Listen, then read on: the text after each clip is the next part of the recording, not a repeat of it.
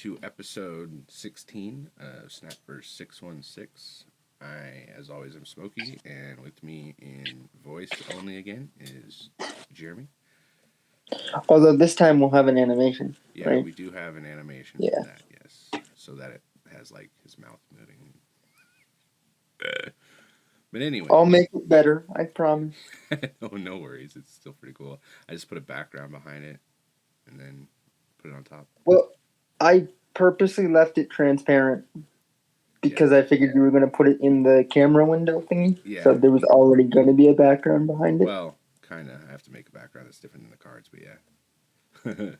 At any rate, I was going to use the tournament background, but I decided not to. Oh, that's what I've been using for backgrounds of things like cards and stuff that are transparent. I've just been using different sections of it. But at any rate, so we got a lot of stuff this week. Mostly it's news content because we have a big roadmap update. So we will be right back with some Weekly Bugle.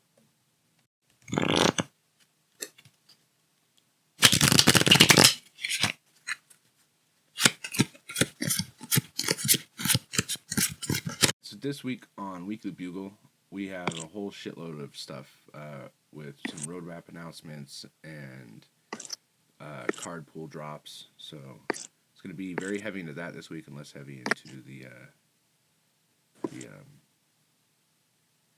crap strategies and stuff. Yeah. Are you using your tablet? Because I hear you tapping it. Yes, I am using my tablet. Yeah, it's my only option. Oh, no worries. I was just letting you know it comes through pretty loud when you tap.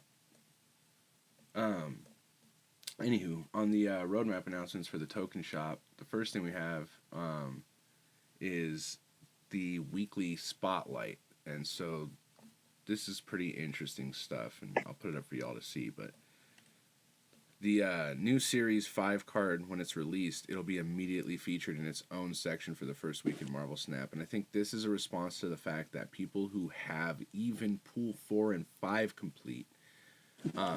So for me, they had announced before this weekly spotlight thing, they had announced that when a new card's launched, and they announced this with Kang, that it will be the first thing to show up in your token shop, the next pin, right? So if you don't have anything pinned, when that card goes live, it would show up. And true to that, I had Kang the second it went live. And then as soon as I bought Kang, the very next time the shop refreshed, right? It was Master Mold. You had Master Mold? Mm-hmm. It was Master Mold. So it worked. But some people were reporting they were having a problem. And those people were the people that had Pool 4 and 5 complete. And what was happening to them is those Ultimates variants, you know, the ones that are like fucking super expensive and only show up in the shop, really? The ones that we're going to discuss later on, yeah. Yeah. Those ones show up in the shop for like 6,000 tokens and stuff. And then, like, it's like, well, fuck me. That's expensive for a fucking variant. And for the people with Pool 4, 5, and complete, they've been seeing those sometimes instead of the new cards. So it's been a little bit of an issue. So I feel like this weekly spotlight is to address a bug that they maybe aren't sure why it happened or why it's working a certain way for certain people and not for others. Because I know, like, when you're coding stuff, if you're trying to do stuff quickly, in terms of solve problems and keep things, you know, going, a lot of times you have to put a fix on top of something. So like where like I had come up with that back of the napkin solution to MMR, and it was a function that could sit on top of anything else that was coded. This is similar. It can sit on top of the token shop as is now, take care of that problem that they can't figure out exactly while not impeding anything else. So it's a good fix, I think. But it'll be hidden until the next new card is released. So that's cool too, is it's not just going to take up a bunch of real estate in the UI. It's not another thing you got to fucking scroll through or accidentally click or something like that. Like, no, they're handling it really well. So if you want the newest cards that release, like they said, this is going to be for, you know, for that. And I think that's a really cool thing because for people like me or you who might have a different card altogether pinned that we're working on, like you're working on this right now, this gives you the chance to also work toward the new card if it's better or you need it more, and still have that pinned card that you really like sitting on the back burner. And I think that's the best part of this change. See, I like this for for everybody, not just those that are pool 4 or 5 complete. Oh yeah, me too. That's the same.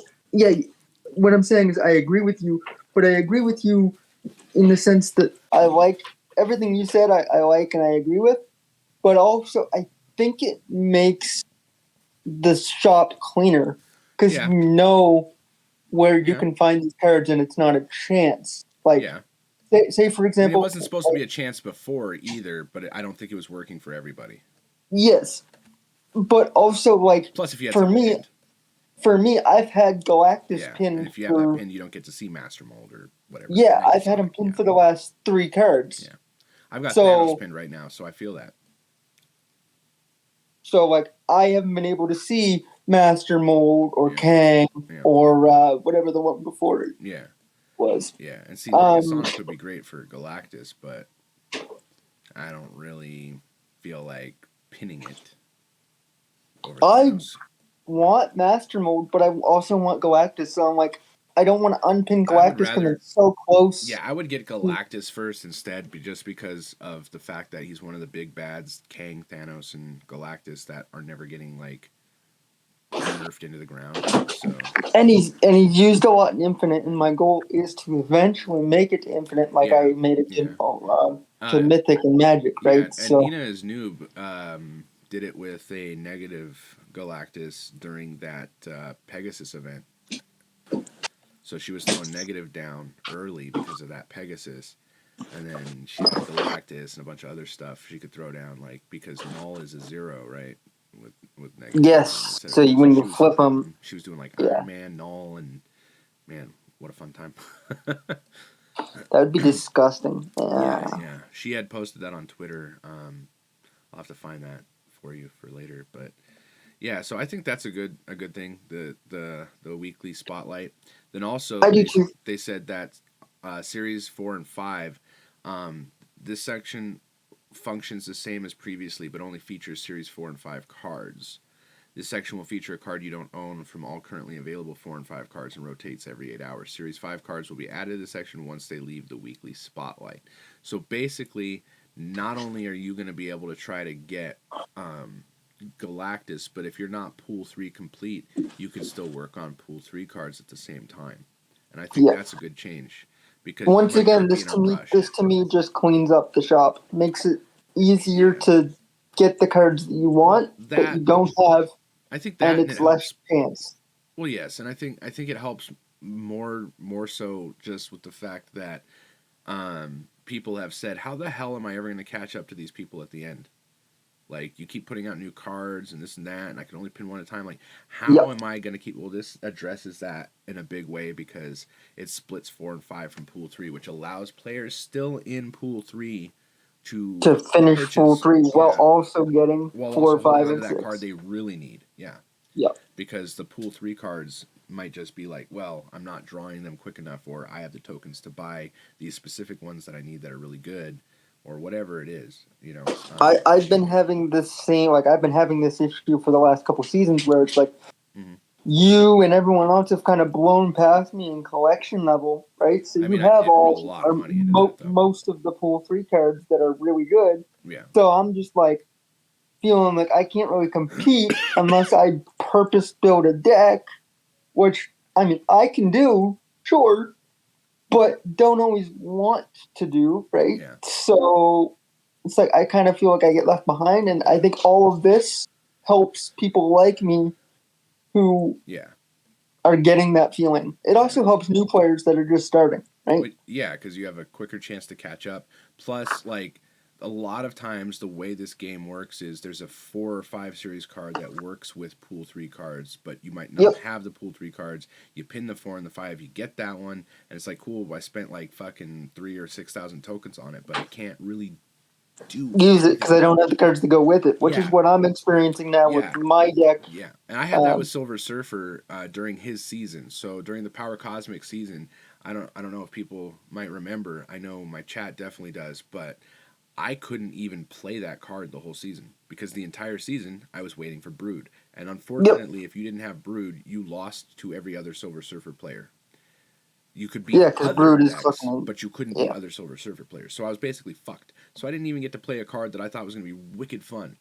and I never even. Oh, it was. It is fun if you got the right card. Yeah. Right. And Brood was like the second or last. It was either the penultimate or the last card that I got out of Pool 3. And I think the other one was Hazmat. So it's like literally 2 cards that went for 2 different fucking curves that I really wanted to play. I never got until it was way too late. And that's so like me. Fix that. That's like me in the move deck I'm running right now. Right. Where it's like the 3 cards that really make the deck work, I don't have yet. Even though they're like Pool 3 cards. They're not even like big cards. I just don't have them. Yeah. Because I've been unlucky in my polls. Yeah, and so I think this will help solve that. And then the last thing they have up is an ultimate variant section. So instead of having this, like, having to spend your tokens on the ultimate variants because they show up or because that's all you're getting in your shop, or just being disappointed because you really need actual cards and you can't get them, this is going to solve that because ultimate variants will have their own section as well. So they won't be in the way of 4 or 5 cards, and they won't be in the way of Pool 3 cards. They're going to have their own rotation, so I think that's going to be cool. And we can expect this in April. Yep. I think all of these are great changes. Yeah, it's definitely stuff they needed to do. And I'm really excited about the next piece of news, too. So. Yeah, next up we got the rank mode improvements, which is what everybody's been waiting for. I know I've been waiting for it, and once basically I thought up a solution like back of the napkin style in about 5 minutes. I was like, you know what, I'm gonna share this because maybe they're just overlooking it. And like a couple weeks later, bam, they're doing an implementation that's exactly what that function would have done. So either they were on the same page as me the whole time, or they took inspiration from the post. I don't really care which it is. I don't need any credit for anything. Like literally when I posted that back of the napkin function, I was like, I don't know if you're aware of this, that this is a thing you can maybe do to solve the game, but here, take my homework, walk with it if you can. If not, sorry, it didn't help, because I love this game, right? So if I can help them fix it in some way, I'm gonna. So I don't know if me suggesting this is part of what led to how they have it constructed, or if they were just on the same page as me the whole time, which is entirely possible because it's an elegant and simple design. You know what I mean? I will say, like, I'm excited for the changes. I'm still being Mr. Negative and Mr. Skeptic, where it's like I just don't trust most developers. So I'm like, is this really? Is everything they're saying actually going to happen the way they're saying? I think it will. That's what everything they've said so far has. And this isn't the first time we've gotten a large roadmap. And the last time we got a large roadmap, everything happened the way they said it would. To the tune of I bought Shuri the day that the tokens launched because I knew what was happening. I feel like they have addressed everything every time for everyone. And I think the only issue we've really had is the fact that the Discord administrators are kind of power mad and get a little weird and gaslight the community, but they're not the developers, and I think they were just chosen poorly early on by people because they were super fans or something like that, and now they're like sitting on a hill and they think they're like, cool as fuck or some shit, but really they're King Midas and everything they touch just turns to gold and gets fucked up. So, this one's going to have some ranked mode improvements, and this is what we've really been looking forward to. The infinite MMR floor, I don't know how we got the ultimate variants pasted in there again. That's weird. I think it happens every once in a while. I think Word did a thing. But anyway, infinite MMR floor. So this is the most important thing because people that are infinite, yes, we already faced them or we're already facing them or whatever, right? But some of these changes are going to roll out during the current season and prior to the Hitmonkey season. So, or actually all the ranked and MMR changes are going to roll out this season prior to Hitmonkey because I feel like they want to get it like ironed out before a new season starts. That way they have the best of everything because right now they can't piss off players any more than they already are at MMR. Because it will kill the game if they continue to piss people off. Exactly, and so they need to make sure that they have it going 100% the way they need it to go next month because if it's not, they're going to be fucked.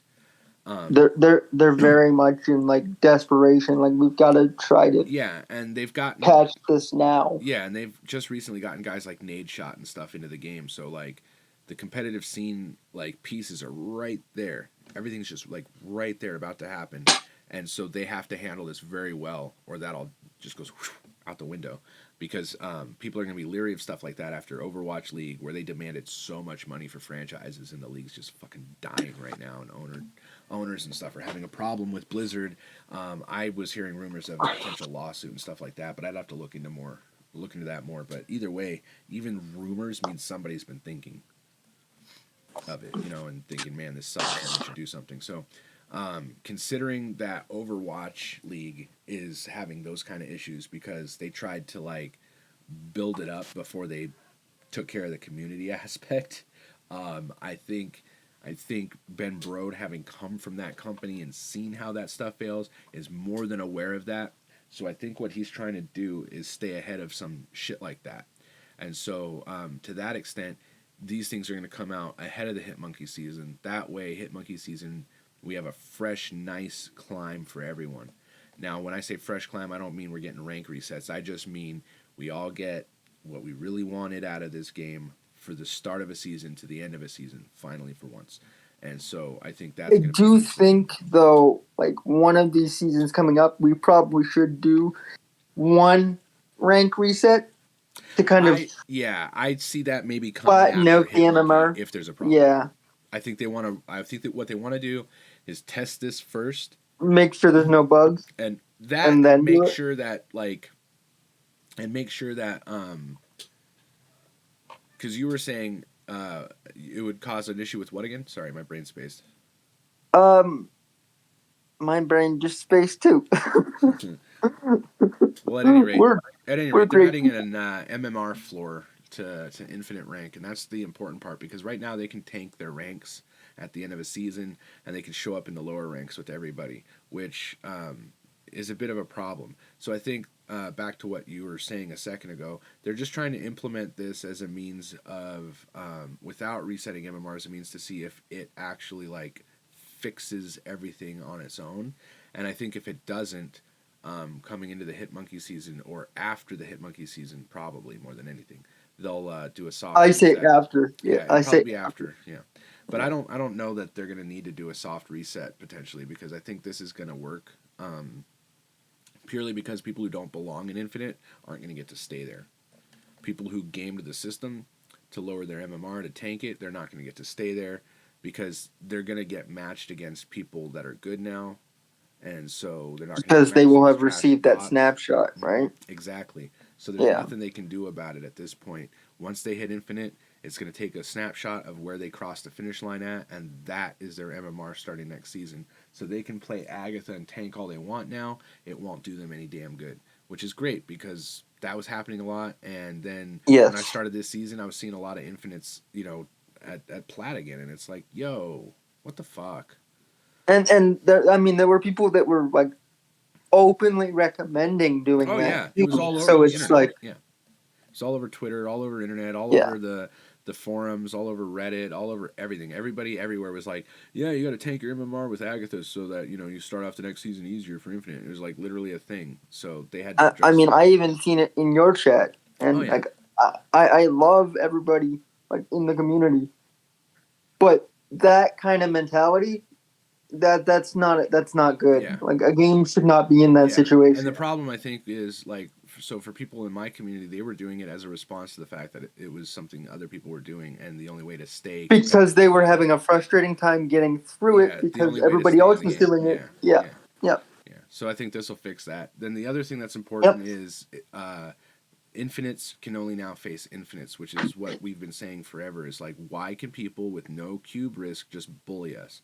And so that's going to be huge for a player like me, because I play and I get to pretend I'm Infinite on TV. I get to snap at people and be like, haha, surprise, it was just King.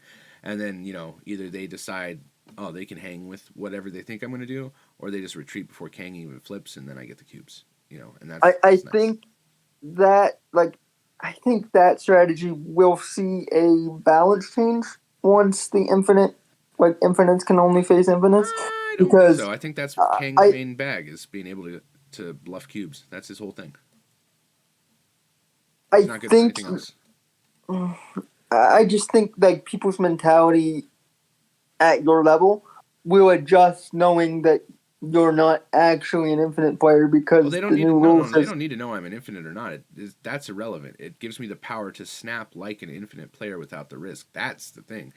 Nothing else matters. They can know I'm not infinite. It doesn't matter whether they know I'm infinite. The point is, when you play Kang and snap, they have to make a decision. Am I going to be able to stay in this?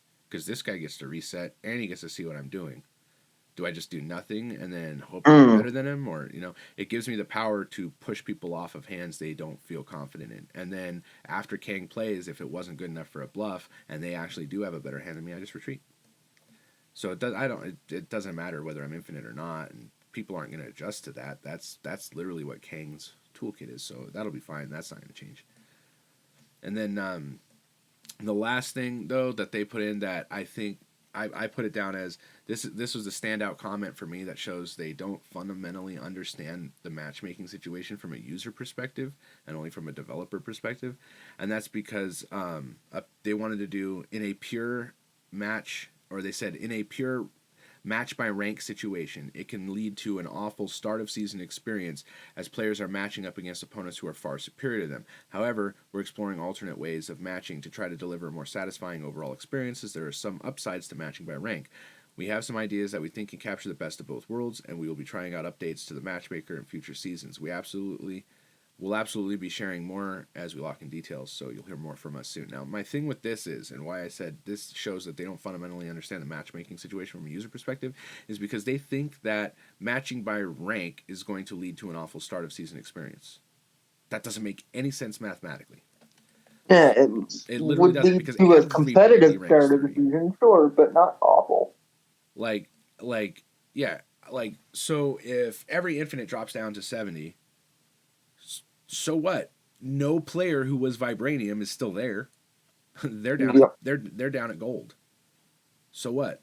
If anything, the dropping 30 ranks is more detrimental to the start of season experience. You know what I mean? Because that causes people to have to face people for longer that they shouldn't have to face. Like, for example, I haven't been playing that much, so when I do play right now, I fucking slap the shit out of some kids. Like, I showed you that screenshot of me, like, tying that kid because he had null, but I knew exactly what he was doing, and he snapped on me, and it didn't phase me at all. Like, that kid, if he doesn't draw his null card, loses. Or if, Wolverine, jumped to that location earlier and didn't double, like, literally, like, RNG goes against him one time, I win. And the thing is, like, most of the matches I face now, and I do fully believe that the MMR thing has been put in. Like, I fully believe they rolled it in after reset, because I have not seen an infinite. I have not seen an infinite again. So that leads me to believe they put this stuff in. So if they put this stuff in, that means I'm beating up on kids because I'm still in plat, and they had me at MMR to play against infinites. You know what I mean? So my point here is that in a rank by rank situation, right, for matching, how does it make an awful start? It's the 30D rank that makes the awful start, because it mixes people who don't belong together, especially at the bottom and the middle. Whereas at the top, it's literally just the same thing. So what they need to do, in my opinion, is adhere to this system and do the D rank based on 10 placements. So you finish Omega, wherever you finished in Omega, it doesn't matter. It could have been 89, I don't care. You're gonna be snapshotted as 80, in my opinion. So then next season, you play 10 matchmakings. And we've talked about this before. You lose 9, you start at 71. Because you were Omega, you lost 9, you start at 71. You win all 10, you start at 80 again. You're Omega again. Yay! And then this system, the reason why I think, and I'm bringing up again, even though I've suggested this system before, is because of this key element here. It works with the plus 50 cube system they put in. Because if you don't get all 10 placements, who's going to win all 10? If you don't get all 10 placements, you fall below the rank you were just at, so that when you hit up, you get those plus 50. Whereas right now, I'm in plat, dipped slightly below it for a second, got back up to it, because I started at plat, and I don't get 50 cubes for that. And so it makes grinding out of that first rank so much more punishing for no real reason. And then grinding out of the other one's a lot more simple just because arbitrary number. So I feel like this makes it more relevant now to implement this D rank 1 level plus the win rate of matchmaking for 10, or win rate of placements for 10 matches, So I think if they do that, then they'll fix this awful start situation. But I think fundamentally they don't understand the user experience for the beginning of the season. I think you're right in saying that they don't understand the user. Care. Yeah, they clearly care. It's just that I don't think they understand what we're going through fundamentally. So when they're like, this should work, this should fix it, right? We're like, okay, you missed the mark. You're not hearing us, And so I'm not trying to say like the devs are doing a bad job or anything. They're doing a great job. I love Second Dinner for what they've been doing. But my main thing is I don't think they fundamentally understand the user experience from the user perspective.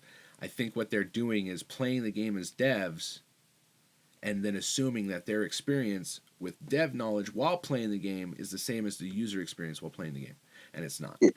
And it's not even close. No, even if their experience was exactly the same fundamentally, the fact that they have knowledge of the inner workings of the system changes how they view what happens when it happens, which is going to change how they view the user experience. That's why they need to be like taking, notes from like not the Hooglins of the world who are toxic, but they need to be taking notes from the Nina's noobs of the world, the Code Decos of the world, the yogis of the world. They need to be taking their advice from people who bleed this game, love this game, and want to see it succeed, as opposed to people who get elitist about shit or whatever, because those people are going to be they're going to be sharing a similarly warped perspective compared to what the average user is experiencing at X point of the match or X point of the season or X point of whatever. So I feel like that's something they're going to have to address. But given that they seem to have been open to suggestions I made about like function in game, they might just start listening to what people are saying about user experience too, because it seems like they don't have so much ego that they think, oh, we know better than everybody else just because we're the ones making it. And I think that's important. But at the same time, I think, as long as they don't pull like Tarkov did, I try to say does and did at the same time. As long as they don't do like Tarkov did, right, and listen to people like OnePeg who have no knowledge of internet systems, who don't understand what ping is and how it works, and then take advice from them that's detrimental to the player base as a whole. As long as they don't do stuff like that, I think they'll be fine. But so far they seem to like take things with a grain of salt from the community, while also like listening to it. So I think they're doing a good job of managing that right now. Hopefully they can keep that going into the future. And the reason I say hopefully they can keep that going into the future is because if guys like Nadeshot are starting to get in this game, you're going to hit the second wave of hype where you get all those people that don't bleed card games coming in, and then you're going to get weird opinions, and that's when you hope the devs are listening to the OGs and the actual card players. Kind of like Tarkov and Dr. Lupo. Well, Veritas, but yeah, I mean they might listen to Lupo some too, but Veritas, he puts out videos all the time about, hey, this is how you need to fix this. This is why this does that. Love you guys. Maybe you can address this, and then they do. So what I'm, point's the same, but yeah. I just don't know what Lupo's done like that. I know Veritas is like literally broken down the code and like how programming works of stuff and like different things to the point that the devs really only have to just copy what he put in his video and it's fixed. But they said those will roll out this season and prior to Hitmonkey, or roll out during the current season and prior to the Hitmonkey season, and that's their phrasing. So what I think they're trying to say is stuff's going to come out the whole time until Hitmonkey season starts, and then they might fuck with stuff. So expect it to be weird for this end of this season, which is, I think, a fair warning. Yeah, I also think Yeah. it's a fair warning. The next one we have coming up is the card acquisition improvements. So this is kind of like going back to like the token shop adjustments and things like that that are happening with the revamp for that.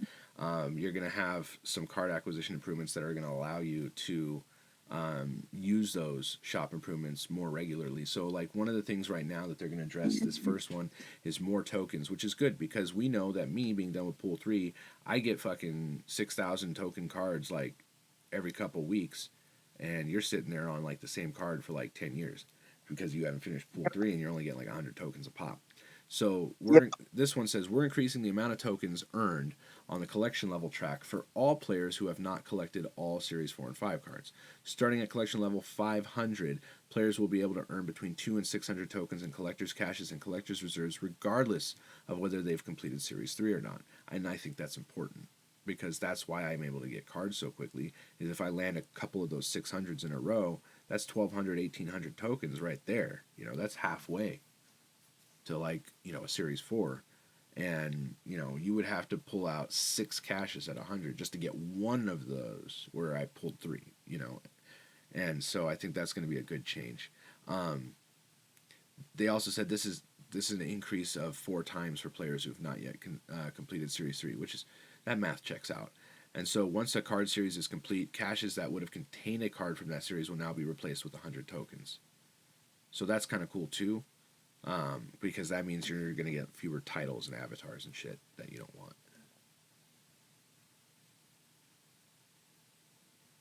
Yeah, which is also like a waste for those that don't really need them or want them. What do you mean, tokens? Like if you're more worried about completing your collections rather than getting a cool title that you only see for 10 seconds. Yeah. You know. Yeah, exactly.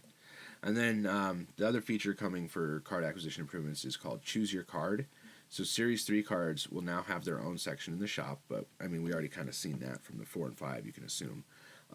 So once per season though, players who haven't completed Series 3 will be able to claim one free Series 3 card to help them fill out their favorite deck and take a step closer to completing their collection. So this goes back to me not having Brood in the Silver Surfer season. That change right there stops that from happening. So like if I'm literally like, God damn it, I could play this deck if I just had one fucking card I can't get. Well, now you can get that one card one time per season for free. And I think that's a huge change. Agreed. That's gonna be like epically huge, because I think the biggest issue most people have isn't that they haven't completed a pool or that, you know, like they don't see the thing in the shop or whatever to pin. I think the biggest issue is most of the times people are like, hey, does anybody have this deck list or something in chat? And then somebody listens, and then the player goes, fuck, I don't have this card or that card. And then the person who was listing the deck goes, yeah, there's not really replacements for those in this list, you know. And then it's like, fuck, I can't run. Happens to me a lot. Yeah. And so now if there's a deck like that you really, really want to run, that's really powerful, really fun, whatever it is, that's the attraction for you. Now you'll be able to go in there, pin that Series 3 card, or not pin it, but like go in there and just like claim that Series 3 card and be like, I want this. This is the one I need this season, you know. So like I could have claimed Brood and been fucking shit up with Silver Surfer, as opposed to, you know, I've never really gotten to enjoy it other than in battles. And so that allows you to save tokens for Series 4 and 5 cards, which I think is also important. Because when I was trying to get Brood, I spent lots of tokens on Series 3 cards just to get them. Just so that like I had better chances of drawing Brood, or because they were cards that I needed for Pool 3 that were good, or whatever it was. Like Venom, I think I bought Venom from the shop for 1,000 back then. You know, because Venom, how do you run a Destro deck without Venom? You can't. I mean, you can, but it's not going to be very good. It's nowhere near as effective. It's the Brood. It's like missing Brood in Silver Surfer. It's just not going to have the same power curve at all. Not even close. So I think this is going to be huge.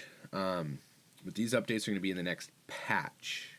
So that leads me to believe that they're going to come out on the 21st, because that's patch day, because of the event. But they might not come out that day. I don't know. We'll see. I would. Go ahead. I mean, that's usually what they say when they say next patch. Yeah, I would assume that it would be, and they usually do it on Tuesdays, right? Yeah, So yeah, yeah. So I would think it's coming out on the variant rush event patch. That's what I would assume. This next one is something people have been asking for as well. Is like other modes, places you could play other decks other than ladder. And the cool part is this is not just a casual mode. It's still a competitive mode, but it's a competitive mode where you can test decks without fear. Because the way this one works is it's called Conquest. And if you're familiar with like MLB The Show or games like that, that have like battle royale modes, but they're not, first person shooter BR games where it's like the last person alive kind of thing. Those ones, for people that are familiar with them, they work on streaks of wins. So like in MLB The Show, for example, I think it's like something like 20 or 30 wins to get to the end prize. So if you can literally beat the crap out of everybody and not lose for a bunch of games in a row that you're that good, you get that prize. And so the cool thing with this is it takes the battle mode format we already know and love from friendly battles, and it turns it into a competitive mode. So players, they queue up against other players to face off in a battle mode to earn rewards. Winning a series of battles without a loss unlocks tickets to higher leagues against tougher opponents. So think of it if again we go back to baseball, you got like rookie ball, you got single A, then double A, then triple A, then you got the majors, right? So you can think of these different leagues like that, and it's going to culminate with an infinity league. So you can assume that the leagues are going to be similar to the rank levels we have now in ladder mode, where like you have an infinity, galactic, omega, vibranium, etc. leagues. And so like if you get through like a series of battles in one, then you get a ticket to go to the next league up, and that's pretty cool. So it says players will battle their way to the top to claim ultimate victory and the best rewards. When you queue up for a conquest match, you'll start by choosing which league to compete: Proving Grounds, Bronze, Silver, Gold, Vibranium, or Infinite. Proving Grounds is always available to play, but players need the corresponding ticket to access higher tiers. So basically, you can start at Proving Grounds. You win the number in a row that you need to win, you get a ticket to go to Bronze. You do it again, you get a ticket to go to Silver, and so on and so on and so on. And then the tickets are earned by winning a league series in the previous tier. For example, winning your Silver series will earn you a Gold tier ticket. Players win a league series by defeating 3 consecutive opponents. So you just have to win 3 battles in a row. That's not that big a deal in terms of if you're trying to climb to like Infinite, You just have to have some good luck and good draws against someone that's not a couple times in a row. Like literally just playing it enough versus the odds, you could probably almost hit a fairly high tier every season just by sheer brute force because of the way it's designed. Whereas like ladder, you can't really do that. So because of that, I think you can test more decks and shit, especially like like early on if you're in Proving Grounds or something, right? You just play whatever the fuck decks you want, see how that goes, see how they work against people, this and that, So I think this is going to give people a chance to test decks in a less punishing setting. I think it also gives a new place for all the sweaty of the sweats to go, too, right? Yeah. So it Yeah. It might pull some people out of ladder that are sweatier and make it a little easier for people to ladder. But I think also there's some changes we're going to talk about coming up as well for infinites that have more of an effect on that than this even. But agreed. But so for this one, in addition to tickets for higher leagues, each victory grants medals that can be used in the Conquest shop to unlock exclusive rewards. So that's pretty cool. And there's a brand new Conquest shop every season with new cosmetics, including a seasonal exclusive variant that can only be unlocked in the Conquest shop. Now, I'm going to assume that one's going to be for Infinity, or it's just for a shitload of tokens. It's probably just for a shitload of the way I understood this when I read it the first time was you can keep grinding tickets. So like the ticket becomes a currency for those cards. No, you get currency. not the tickets. It says very specifically, each victory grants you medals, so it's a separate currency, and then you use that currency in the shop. So I'm assuming that if they're saying that there's going to be a new variant that can only be unlocked in the shop, then it's not gated behind winning Infinite League, and it's just you gotta like get a lot of fucking tokens, or whatever, not tokens, but whatever the fuck they're calling these ones, medals.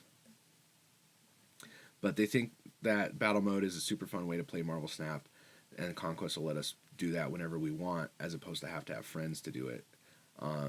And it'll be against good competition for like good rewards. The team's actively developing it, and they ran their first company-wide playtest last week, so they're hoping to release it in June. So it's not coming in Hitmonkey, and it's not coming in the season after that. But 3 seasons from now, we will have a new competitive mode, Conquest. And I think that's going to be huge because people are definitely getting ladder weary. And I think that, more than anything, is harming the player base in terms of total players active. Because we did mention last time, this was the first month or first 30-day period that on Steam, they've had negative growth for the game, which it points more toward people not logging in to play versus like, you know, people not caring about the game. And I think stuff like this will help that. But then I would agree. Yeah. So then going back to what you were mentioning about the infinite modes and stuff and like giving the sweats a place to go. So the infinite rank revamp is going to come with 2 new things for the infinite players. So in addition to all that stuff we talked about before with the snapshot and all that stuff. So they're going to get a skill rating score. So this score is your personal skill rating score. It's similar to MMR, but you'll be able to see how your skill rating score changes after each match. And if you're more interested in increasing that from season to season, then that's the number for you. So like people like Kamo and Demo from Code Deco, who like got the highest, you know, rank ever achieved in Infinite last season at 1100, they'll be able to like, you know, see this and compete for this as opposed to, you know, just straight up rank, which when you're playing bots doesn't have as much meaning as say a skill rating score. Then in addition to that, they're going to have a leaderboard rank. So like when your friend, you know, says that they're the best Marvel Snap player, well, now they get to put their money where their mouth is. Now they get to prove it. Yeah. So this leaderboard number is based on the ranking order of each infinite player's skill rating score. So again, nobody that's below infinite is going to be affected by these changes, and it's not going to matter. But if you do make it to infinite a fair bit, or you usually make it there every season, then this is going to give you something else to do, something else to live for in the world of Marvel Snap, as it were. So I think this is a good change, and I think combined with the fact that infinites are only going to face infinites, it's going to really let them just get their sweatiness out on each other up there and leave us the fuck alone. And I think that's good. I agree. I also think it's good.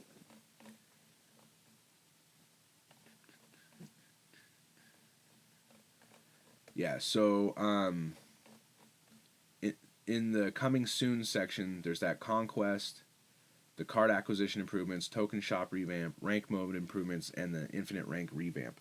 Granted, while they're all listed as coming soon, that doesn't mean they're all going to be in June, and we know some of them were coming soon, like this season even, so mileage varies on what coming soon means. Then we've got in development, they're still working on the PC widescreen UI, and while I know a lot of people are like, that seems like something that's like important, I think that it's not really until not everything really else is fixed, in my opinion, because it doesn't affect me as a streamer. Like, it gives me lots of empty space with a cool background to put stuff. So even if they do a widescreen UI for the PC, if I can still opt in for the mobile one, I'll probably still use it. I'm not gonna lie. And let's be honest, their main target audience isn't PC; it's mobile. Yeah. So, Mm-hmm. like, really, it's not a huge issue. It's really just not. Yeah. And considering they have to fix MMR and all these other things, they gotta like do infinite revamps and all this stuff that's actually important to the longevity of the game.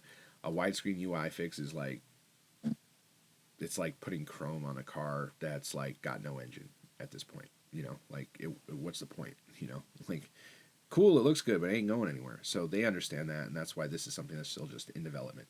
Same with smart decks and avatars and titles by deck. because those are things that have been in there for a while. We've been talking about those since the last major roadmap update, which was months ago. So, they still know that they're doing those. They're still on the burner. They want you to know they're still fucking with that shit. But they also want you to know all this other stuff is so much more important that stuff just kind of backburnered for now. Personalized shop is in development as well as global matchmaking. I think global matchmaking is one we'll see sooner than later in terms of the in developments. The reason I say that is because people like Jeremy, who live in the middle of bumfuck in a weird time zone and against an ocean, have no one to play with in the middle of the night. I mean, I faced the same guy, not so much these last, day or so, couple days really, but, for the last week prior to these last couple days, I faced the same guy, 6 or 7 times a day. I mean, yeah, and once they open up global matchmaking, that won't happen because you'll be able to match to the West Coast and to Europe and all that stuff. Whereas right now, you're just stuck in East Coast, and if no one is awake and playing, and you're awake and playing, then you're fucked. And see, I kind of felt bad for him too because I kept beating him, but it wasn't I wasn't getting deep gains from it either because we weren't snapping because we faced each other so many times. It's pretty sure he knew he was gonna lose, but didn't want to retreat. Right. Yeah. I think I've seen people a lot like that too. But the one thing I will say is that in the middle of the night, I have an easier time climbing, and I don't run into the same people all the time in the middle of the night, which leads me to believe that US West is bordering on oceanic, it's sharing a group, because in the middle of the night, I match against what I'm presuming are Aussies, and then other Californians maybe, and then a shitload of people from the oceanic region that aren't Australian. So I'm old enough and well versed enough that even though I don't speak or read these other languages, I can recognize the script of them, right? So I've run into Japanese, Chinese, Korean, and Thai players, just from the alphabets I've seen, right? So I know I'm running into oceanic players. So for me, that just means whatever they've divided the matchmaking into is favorable for a West Coast player for some reason, but it's not favorable for an East Coast player. Like Europe is definitely its own shit. You know what I mean? So it's you're cut off at the Atlantic Ocean, whereas when I hit the Pacific Ocean, I get to keep swimming and playing. You know what I mean? But for you, it's you fall into the Marianas Trench, and that's it. So I think this will be a great change to global matchmaking, and I think that's the one we'll see the soonest out of all of those things, along with maybe personalized shop, because they have a vested interest in making us spend money. Then there's the future concepts. Fair. Yeah. Then there's the future concepts and ideas. In fact, some of the things that are now in development used to be future concepts and ideas. I think Avatars and Titles by Deck was a future concept the last time we talked about it. I might be mistaken. But we've got guilds or social systems in there. Fuck yeah. Who wants to be a fucking night snapper? Also, collectible emotes and card emojis. I don't know what that means, but that sounds interesting. Well, they already have card emojis in the game. And they have emotes. I think what it means is they're going to put custom ones so we can collect them. Yeah, that way you can give your opponent the middle finger in various languages or various emotes. Yeah. Because that's what most people do with that Chavez one is always Yeah. I always just pay DAP. That's the only one I use, that and hello. Occasionally I'll use the Deadpool one, but I don't use it to speak to my opponent about their play. I usually do it to go well, I'm fucked. Yeah, I do the fist bump. And I usually lead into a retreat with it anyway.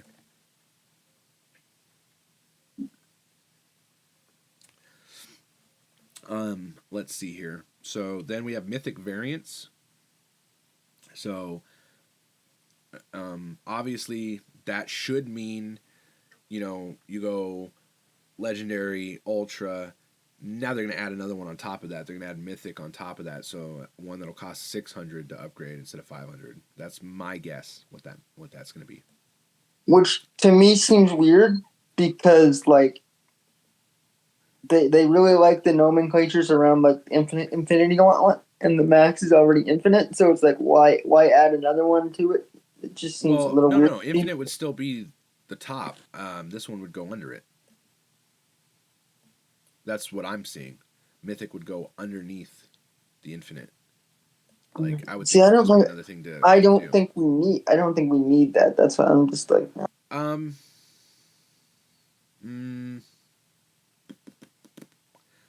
I think we do, and so here's my perspective as someone who's spent quite a fair bit of money on this game, and therefore has had a lot of credit packages and stuff like that. Plays a lot of numbers, had a lot of credits. Most of my cards right now are either green or green, and the issue with that is that's the least valuable one. Like, I mean, it's the same value as like proportionate as the ones above it as well, but the most valuable one is that gray. And so once you split a card, you hit that again, and then it's back to green, and then you go and you try to upgrade your upper cards or whatever. So I've maybe got like 12 total between Ultra and Purple Epic. But I've got like most of my shit is green and then a fair chunk blue. So I think adding another upgrade level up there kind of gives you like another step to like have cards into and upgrade from when most of them are like green and shit. So like if I think like no, it doesn't make the fact that I have so many greens, it's not going to make them less or anything like that. It's not going to affect that in that way. But what it will allow me is another step where I can get a big amount of collector level in a chunk as opposed to like, tiny amounts and then I'm out of my credits. So I think it's nice for that.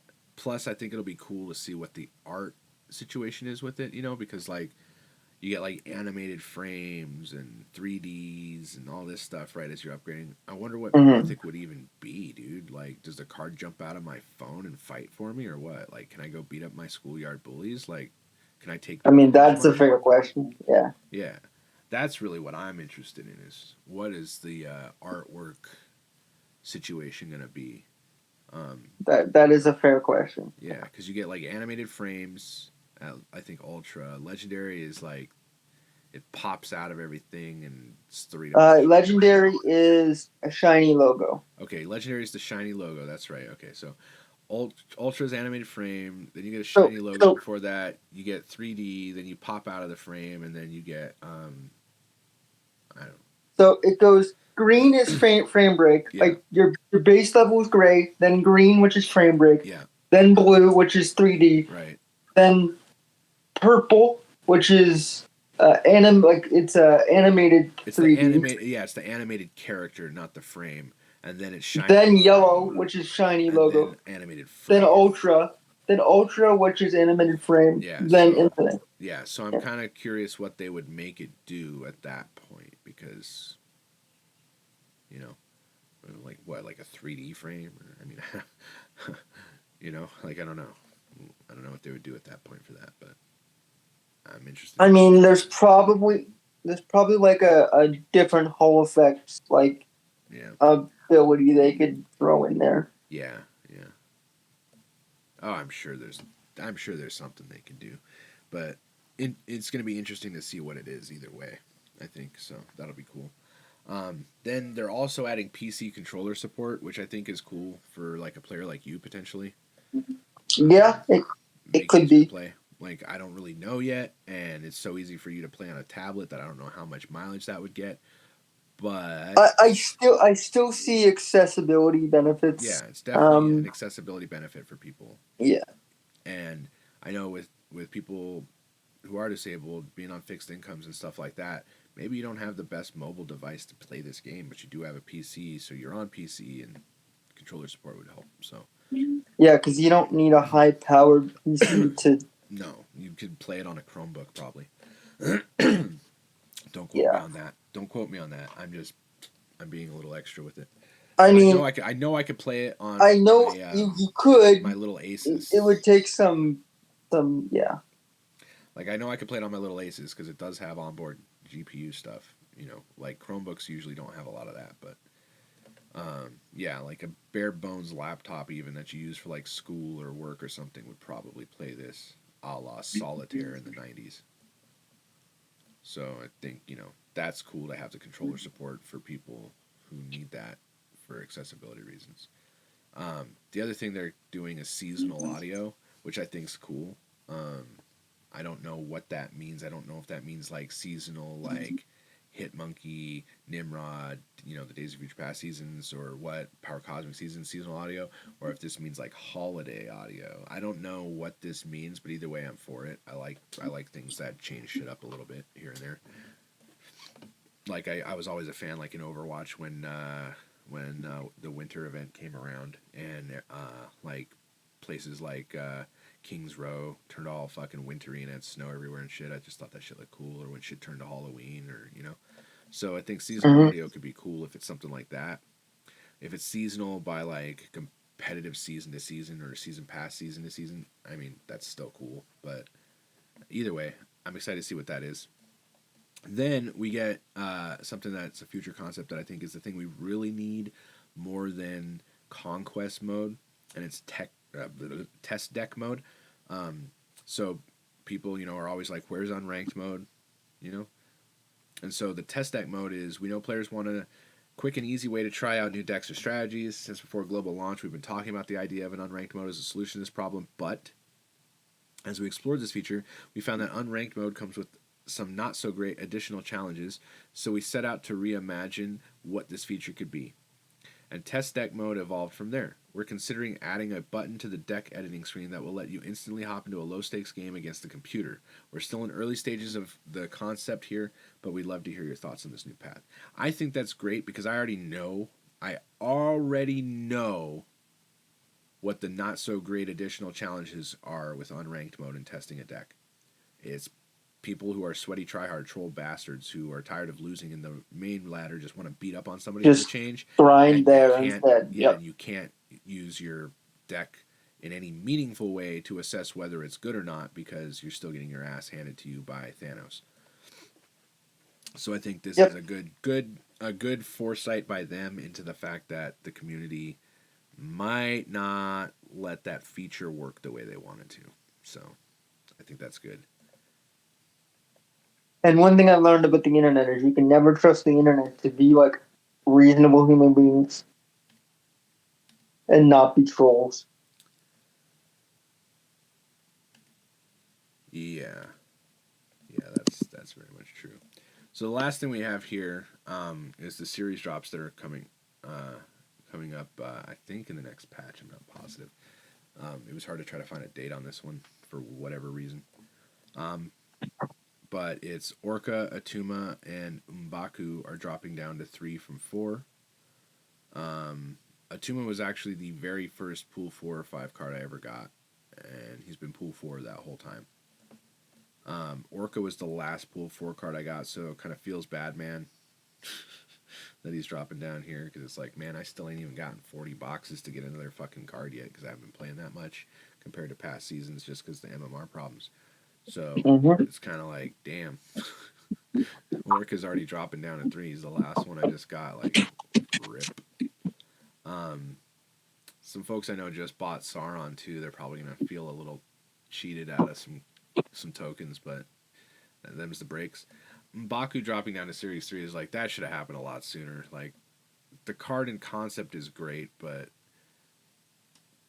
here's the thing, even for Galactus decks, doesn't really, even for Galactus decks, it's not great because if you draw them, then you've got a card in hand you can't use, and if you don't draw him, he's only giving you 2 power insulation. Like, if I was them and I wanted M'Baku to be good and actually stick around in the highest series as opposed to just get dropped down because, well, we can't figure out how to make this card work.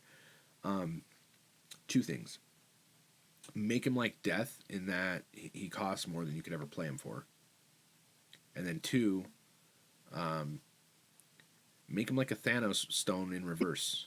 You know, like instead of like add a bunch of this to your deck or add a bunch of this to your hand, be like stays in your deck until the last turn. You know, just like I don't know. There's things you could do though, or make him stay in deck until turn 5, or I don't know. I don't know what exactly, but they could have tried to tune him up to be more valuable when he drops out, or they could have tried to tune him up to where he is more guaranteed to drop out. One of those two ways, but I feel like they could have salvaged the M'Baku card and didn't, which really sucks because lore-wise, he's the second most powerful person in Wakanda. And MCU wise, pretty cool character. So. Yeah, and in MCU, he literally saves Wakanda, saves fucking T'Challa, you know, and that's after he lost to him in combat trying to claim the throne. You know, like, the dude not only, like, is a proud person, but he's also someone that's, like, not so proud he doesn't care about his country and his people more than himself kind of thing. Like, so, you know, like, he's a very cool character in the MCU. He's the second most powerful character in Wakanda in the comics and stuff, which I think is true in the MCU as well, considering he was the only one to challenge T'Challa and lost to him in a very close match at the beginning. So I feel like that they were trying to illustrate that. But yeah, so M'Baku kind of always has been done dirty, and dropping him to Series 3 feels like both the thing they should have done and the thing they shouldn't have done at the same time. Because it's like, well, if you're not going to change the card, yes, it needs to be Series 3 because it's a 1/2 with an effect that doesn't really help. And then, you know, if they're not going to beef him up, then he can't stay in a high tier. I just feel bad for M'Baku, like, because he got done dirty the whole time. And then pools Series 5 to 4 are going to be Zabu. I think that's good. That needs to be a more accessible card, but it's also in line with how we've seen, like we've said before, every time they drop a season pass card, it's about this time scale. So next month at the end, you could probably see, you know, the card from the season after Zabu get dropped down. So then Sauron, Shadow King, Shanna, and Dazzler are getting dropped down. In my opinion, Shanna at Series 4 is still too high. Her card is fucking pointless. It's just fucking pointless. Yeah, I was looking at her ability today, actually. Yeah, it was, yeah. Like, on paper, it seems okay, kind of, in Khazar decks, but Khazar decks don't really work. I wish Khazar decks still work. Yeah. They're not tall enough, as wide as they are. And then Shanna, like, throwing out, I think it's 2. And you've got to deal with Killmonger, and Shanna, you still see a lot of Killmonger. Yeah, Killmonger literally eats that deck. And then Shanna throwing out 2 1-cost that are random. I mean, at best you get Ebony Maw, and at worst you get Ebony Maw. Because, like, yeah, you get 7, but also you can't play there. And then the other powerful 1-cost cards aren't that powerful. I mean, it's just, it's a not very good card. And it definitely needed to come out of Series 5 quicker than it did. But thankfully they're getting it out now. Shadow King coming out of Series 5 I think is good. Not because he's not a powerful card, but I think that card needs to have higher access in the player base for what he does, because that's a card that can nullify cards like Bishop, cards like Craven, you know, cards that aren't ongoing but inherent but gain more power. Sunspot. So Shadow King is great against those cards. Problem is, who's going to spend 6,000 tokens to counter them? Nobody. So having him be a Series 4 card, which increases his chances for dropping in just the reserve caches alone, I think is a huge deal. And then dropping Dazzler down, well, that's a case of like Shanna. I mean, it's a pretty trash card. Sorry about that. Oh, no, you're good. But yeah, Dazzler's like a pretty trash card, so I don't really see the value in having it be at Series 5 for so long either, because that, I believe, is the card that is like if you have like full other locations +6 or some shit. And it's just like, who the fuck's going to have that all the time? I mean, I guess if you're playing Thanos and or they're playing Thanos and you got Dazzler, maybe, but how's it gonna fit in around like Lockjaw and shit like that? It's gonna be pretty random ass. So I don't know.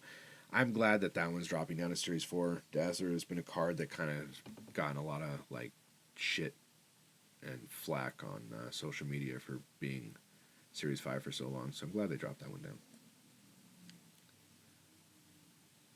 But yeah, so we'll take one last look at this development roadmap here from the site. It says coming soon, Conquest mode, card acquisitions, token shop, ranked mode improvements, infinite revamp. In development, the widescreen UI, smart decks, avatars, titles by deck, personalized shop, global matchmaking. Then the concepts are the guild stuff, the controller support, seasonal audio, mythic variants, collectible emotes and emojis, and the test deck mode. So, all good stuff, a lot of stuff, but that is all the news that is fit to print, and I think we ran J. Jonah Jameson's ink bill up enough this week, so we will be back with accessible locations.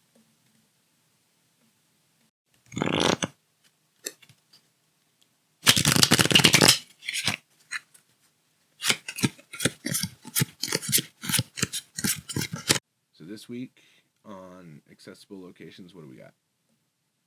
So on this week we've got Orchis Forge, which once you play a card, you get a Sentinel put in your hand.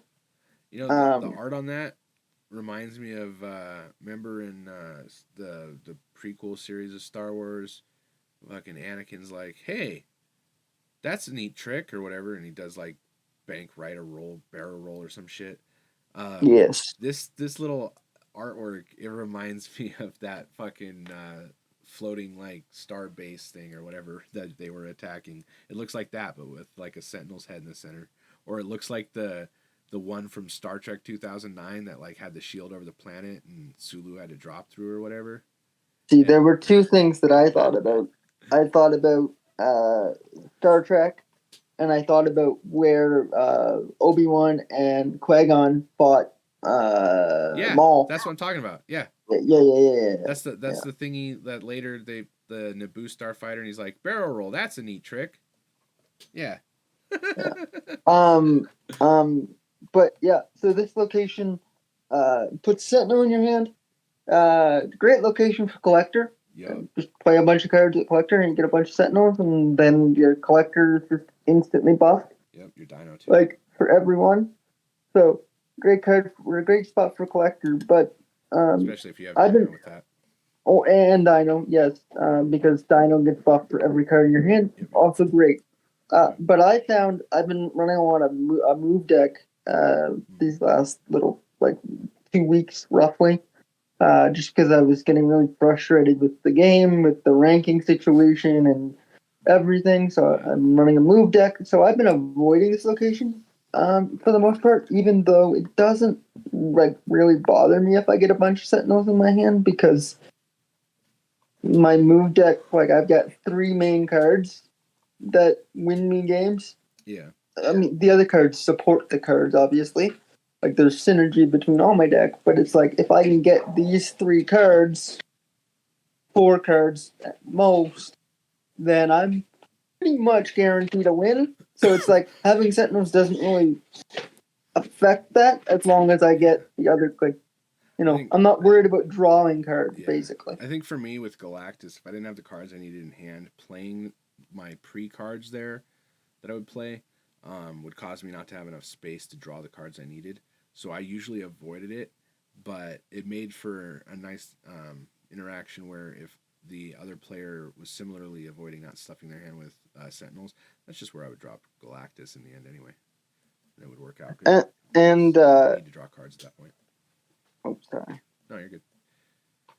And as for the second location, there's on Orchis Forge you can use Ronin and Black Widow too, because if they play cards there and get Sentinels, and you play a Black Widow, you can stuff their hand full and keep them from drawing, and then you can use Ronin. So if they're going hard at that location, or something. Yeah, see, I didn't think about that, but yeah, Ronin would be a good one because Yeah. you just fill their hand up with a bunch of junk that they're not going to want to use, right? Yeah, and then And so their hand's going to stay full. Yeah, and if you have Black Widow, then you can really fuck that up. Yeah. A way to get rid of the Sentinel, though, like, so if, like, you're playing and this location's messing your shit up and you need the ability to play there, Cosmo can fix that for you.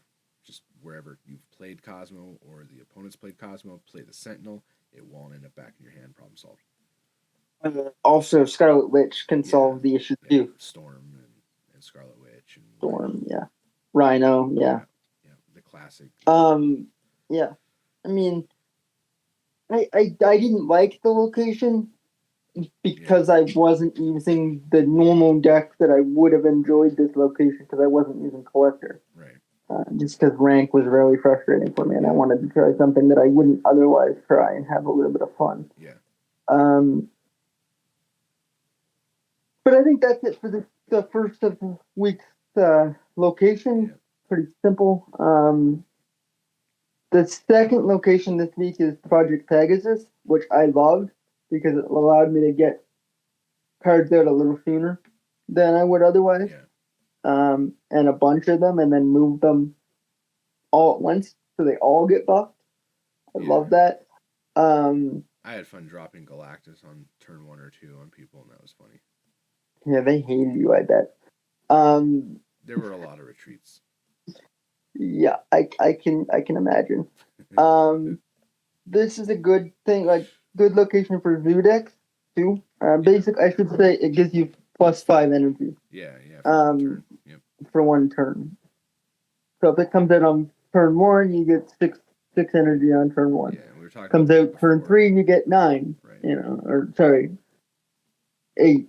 Yeah. I don't know why I said 9. That's all right. We were talking a little bit before about Nina is noob too. She was running the negative Galactus deck during the Project Pegasus event, and Mr. Negative definitely becomes more powerful here because if you pull 5 energy on turns 1 through 3, that's enough to play him before turn 4.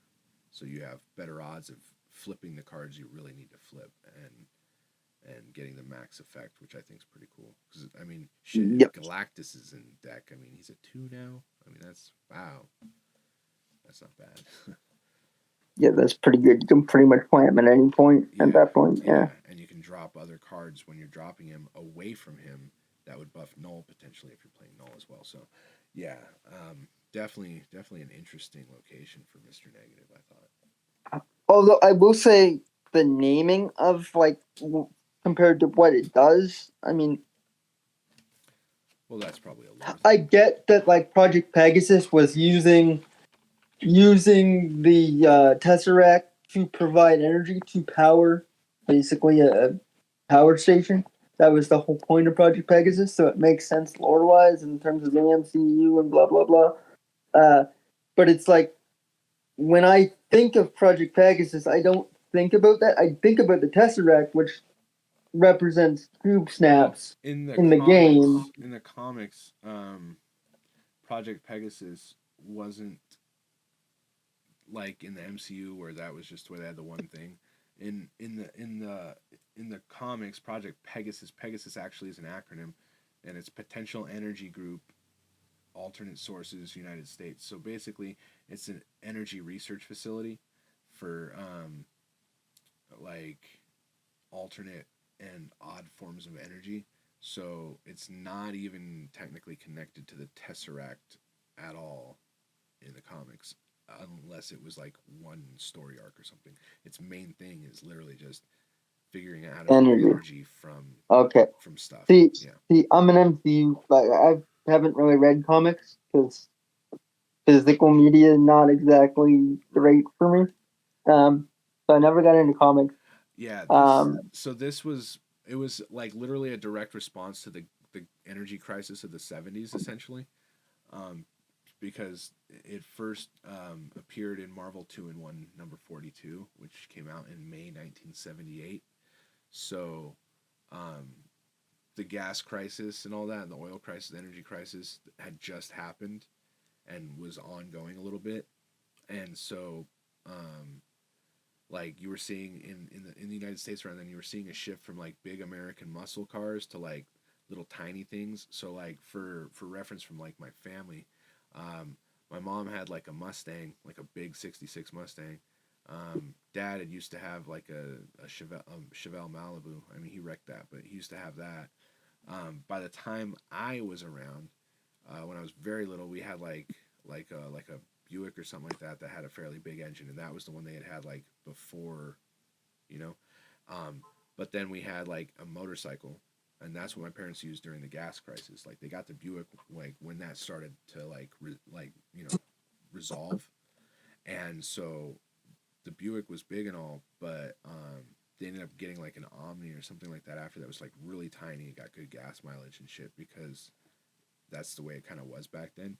So Project Pegasus in terms of Marvel was literally like someone made that as a response to the ongoing world around them, and I think that's kind of interesting.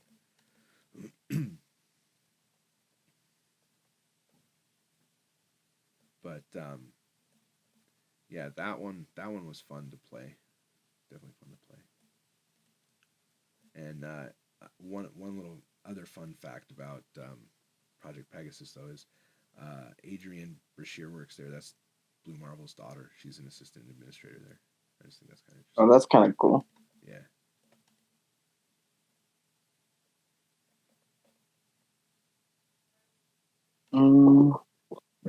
So next is Super Squads. Yep. So we'll be right back with that.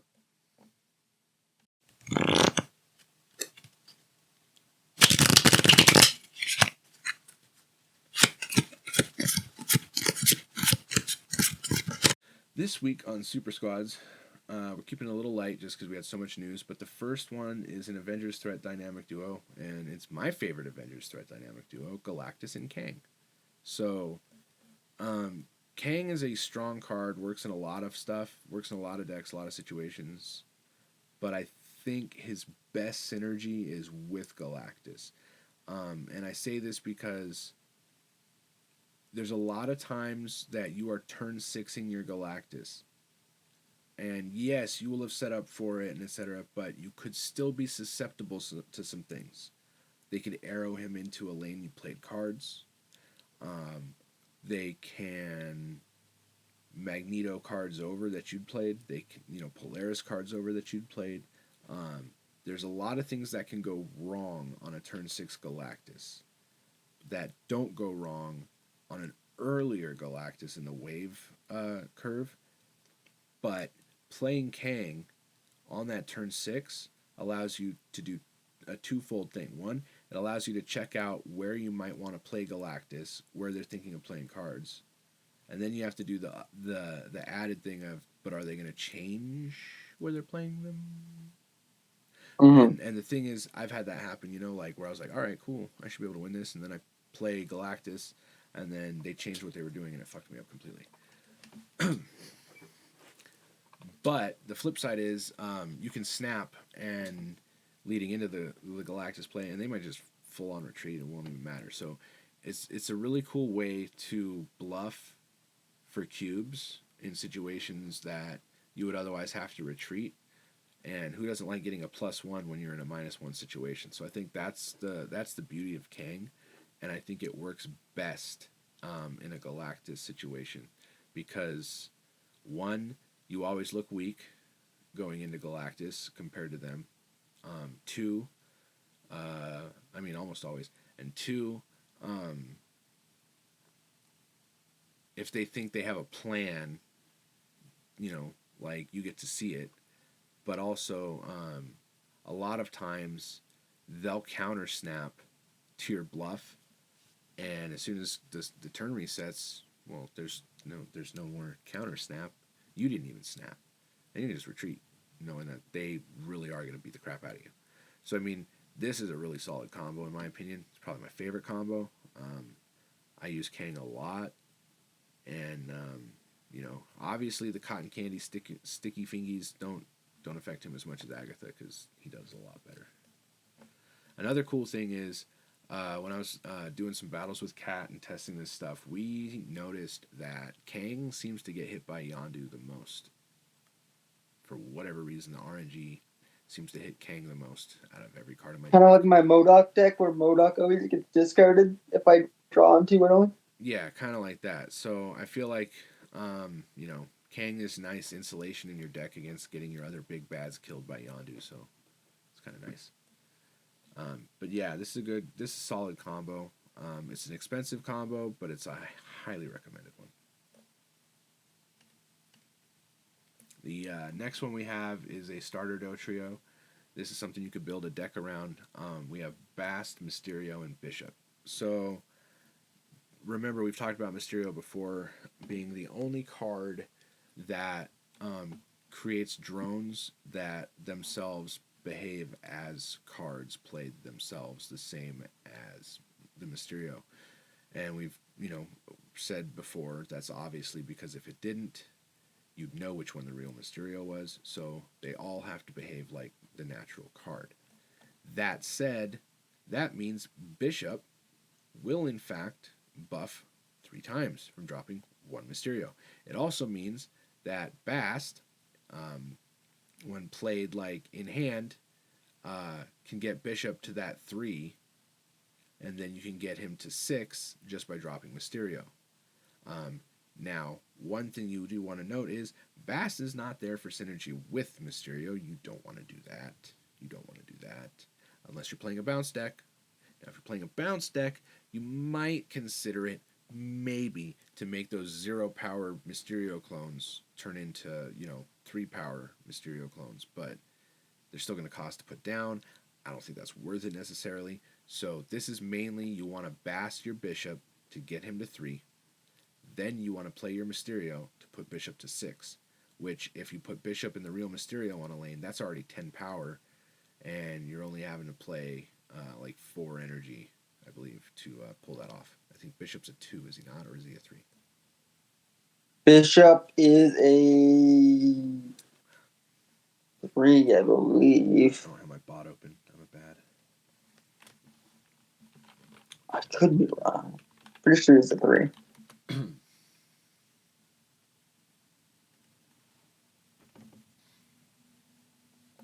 checking. I didn't have my bot open today.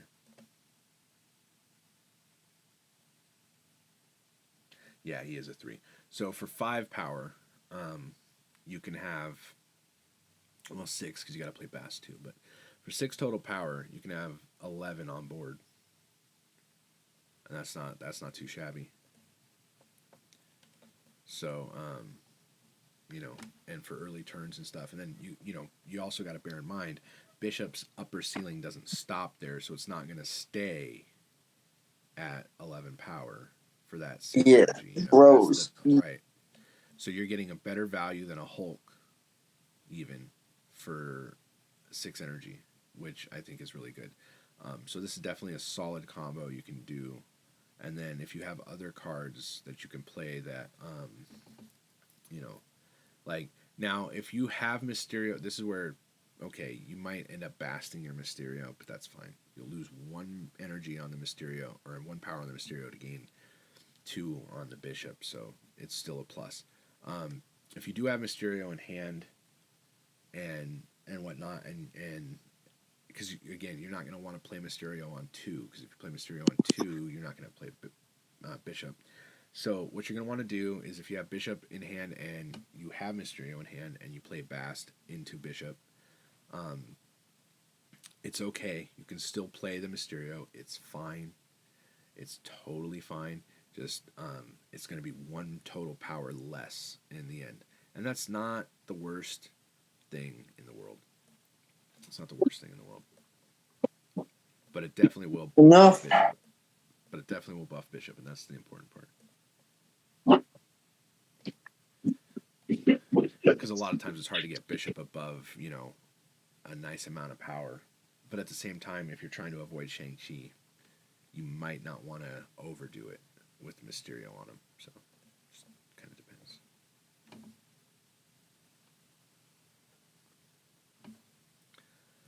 But that will do it for those. And our covered decks are, first up, just my change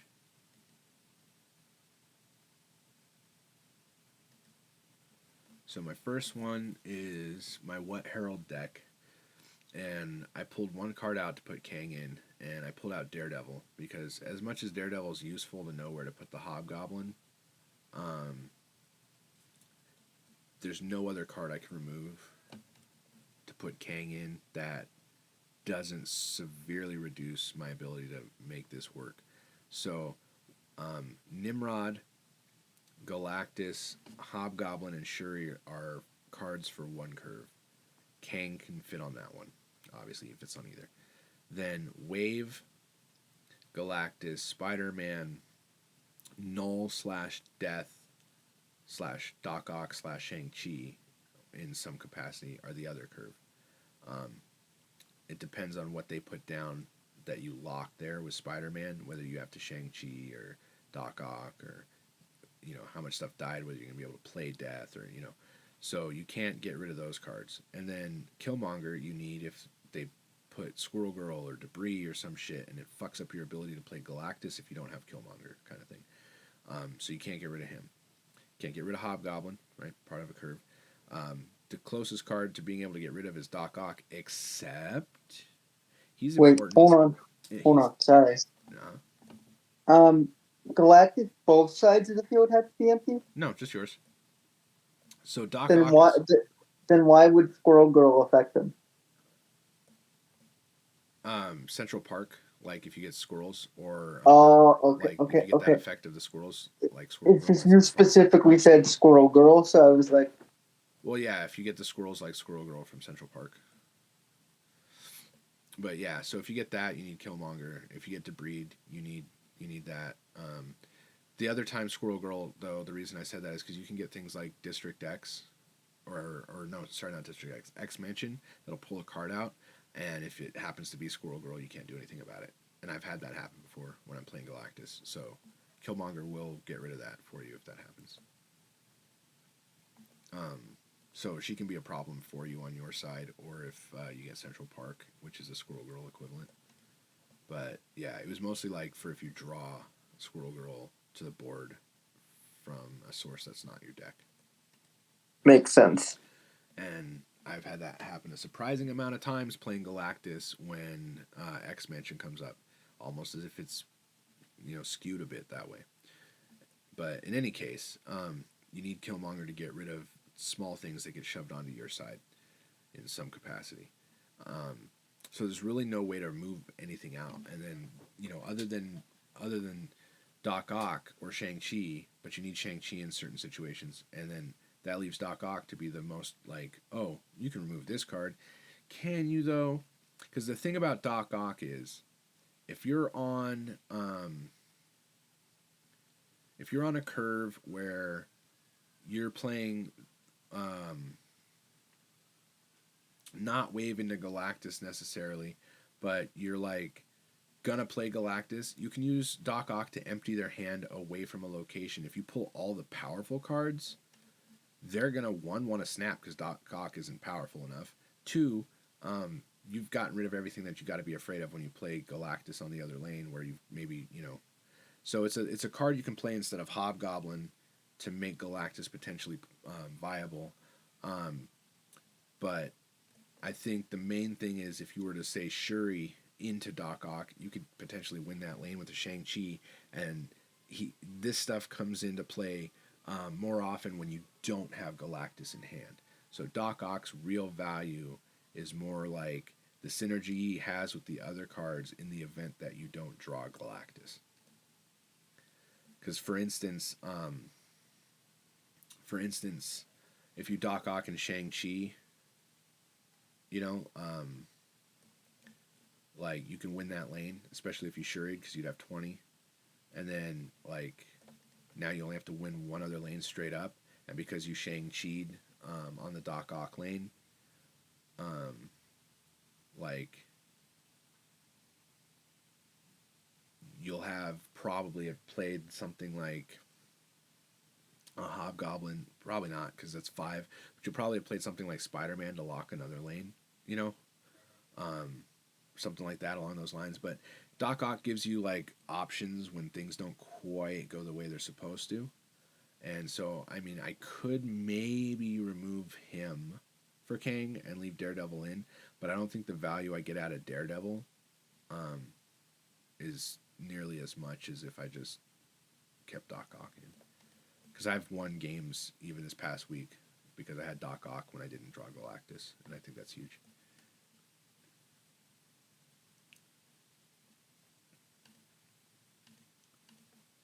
Then we have it is. Then we have your deck, which is a version of the clown car from I think last week. Last week or the week before, one of the two, yeah. And so this is a version of it because of kind of like what we were talking about before, not having certain pool 3 cards. Sometimes you were missing a couple things that he had in his version, and so this is. I didn't have Beast. I didn't have. Yeah, you couldn't play this bounce. You had to play this pure movement. That's right. Yeah, Beast, Falcon, and. Man, you didn't play enough during Winterverse if you don't have Falcon. And Dagger were the 3 that I didn't have. Right. Okay. 1 second. So in this list we have Sunspot, Human Torch, Iron Fist, Nightcrawler, Kraven, Multiple Man, Cloak, Green Goblin, Doctor Strange, Vulture, Spider-Man, Miles Morales, Spider-Man, and Heimdall. Yes. Basically, my MVPs are Human Torch, and Vulture. They do a lot of the heavy lifting. Of course, I use cards to move them around, like Cloak, Heimdall, Doctor Strange. Like I do keep bouncing back and forth between the 3 locations, and Iron Fist.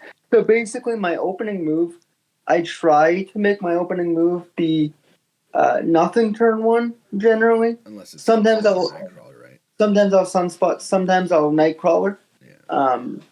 Just so that I do something.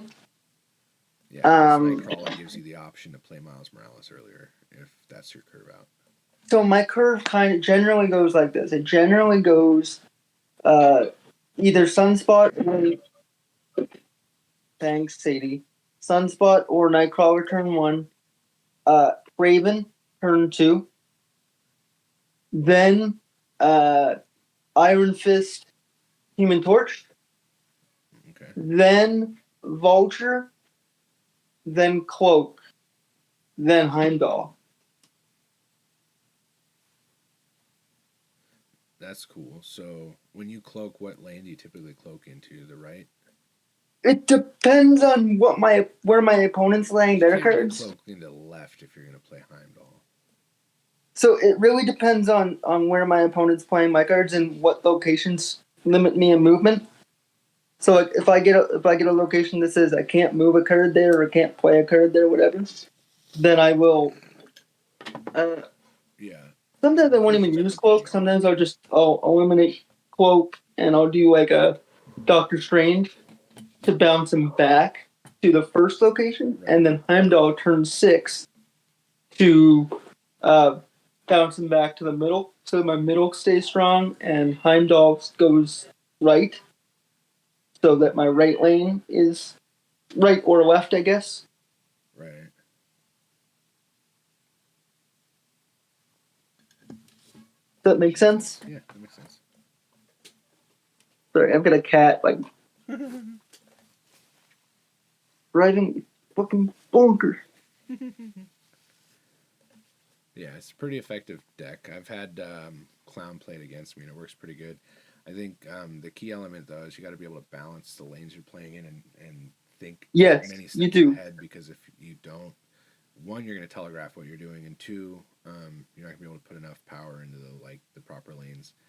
Though I do notice that more often than not, out of all the deck archetypes versus locations, this one, like where Galactus is like, don't give a flying fuck, put whatever locations out there you want. This deck is like, holy shit, can you stop fucking me with locations? I'd say this is like on the polar opposite end of the spectrum in terms of like which deck archetypes handle location. For the most part, I haven't had a major issue. Voldemir kind of screws with me fucking hate Baldmere. Well, if you get like Vormir, and if you get Morag, or if you get like Fisk Tower, Morag if you sucks get, too, like, yeah. basically, Yeah, there's a Morag. lot of places that if you move somewhere, it's bad. I mean, not even just because of movement effects themselves. You get something like Necrotia, or the I'm generally Frost Giant World, or whatever the fuck. Like, I like getting Necrotia because I have Goblin. I mean, that's fine in those cases, but my larger point is it takes away the ability to move to that location because you're gonna reduce See, what you're if doing. also if I see a Necrotia, that's where I put Craven. I mean, you can do that, like if you're gonna move stuff there, and then also maybe move it away. But I'm often moving stuff and then moving it away and then no, moving I it mean, back. I get that, So it works. but if you get that location and any other location that's not favorable, you have a bad time. And I have noticed that more often than not when I've played Yes. Clown, the times that I win are more linked to the times he gets bad locations than anything else with movement. Yeah.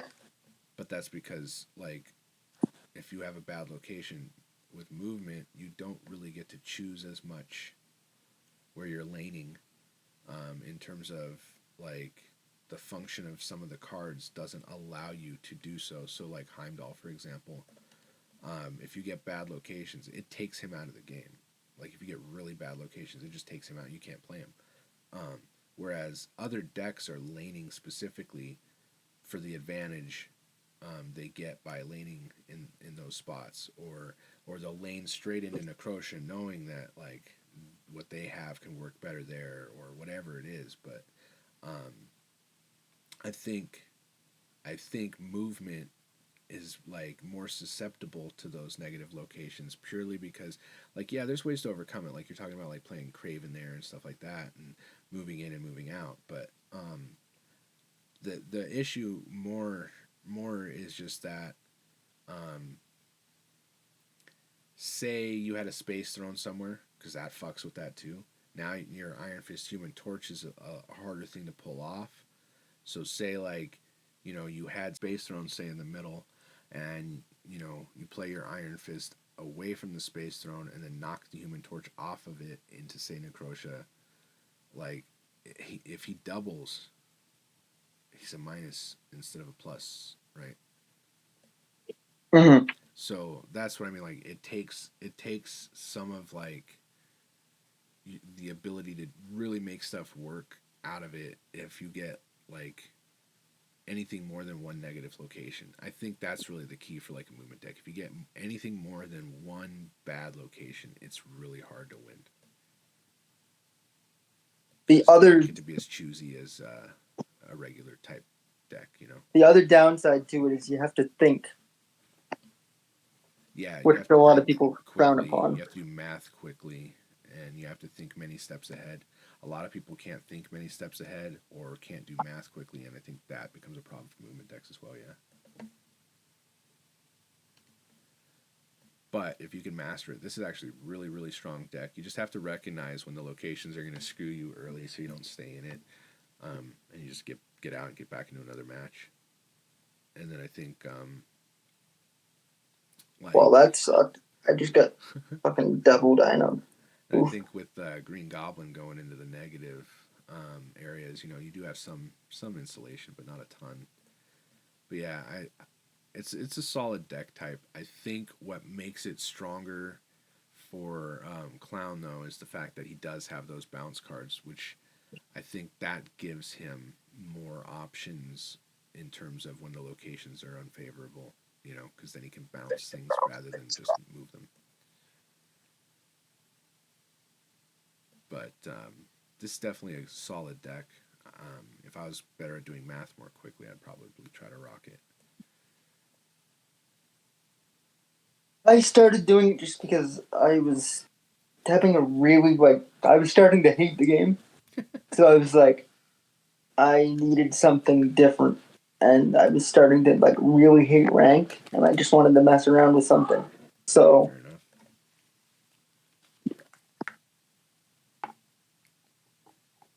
Started using it for fun, and I've been really enjoying it. And I've been able to slowly grind up. It's been a very slow climb, but... I think everybody's been slow this season, though. I don't think that's different than anybody else, though, right? This season, like, everybody's had a pretty slow time of it for the most part, except the people that were at Infinite who only had to get 20 ranks to get to the top. Because, I mean, I'm still in Plat. Granted, I've only played, like, 200 some odd hands, and I think to this point, most seasons have played, like, 800 hands. Yeah, I think I've definitely played more than you this go around. Yeah, I've only played 25% as much, and I almost got to Diamond, and then I had, like, a couple bot matches, like I was saying how, you know, that one day when everybody, you know, so I kept playing these mirror bots that are just, like, not letting me win and shit, and so I lost a little bit, but I gained some of it back playing against humans in future days after that, but yeah, it has been a slow grind, so I can feel the need to try to change it up a bit. Thankfully for me, I enjoy playing Galactus, and the addition of Kang has made it kind of fucking funny to play, so that has saved me.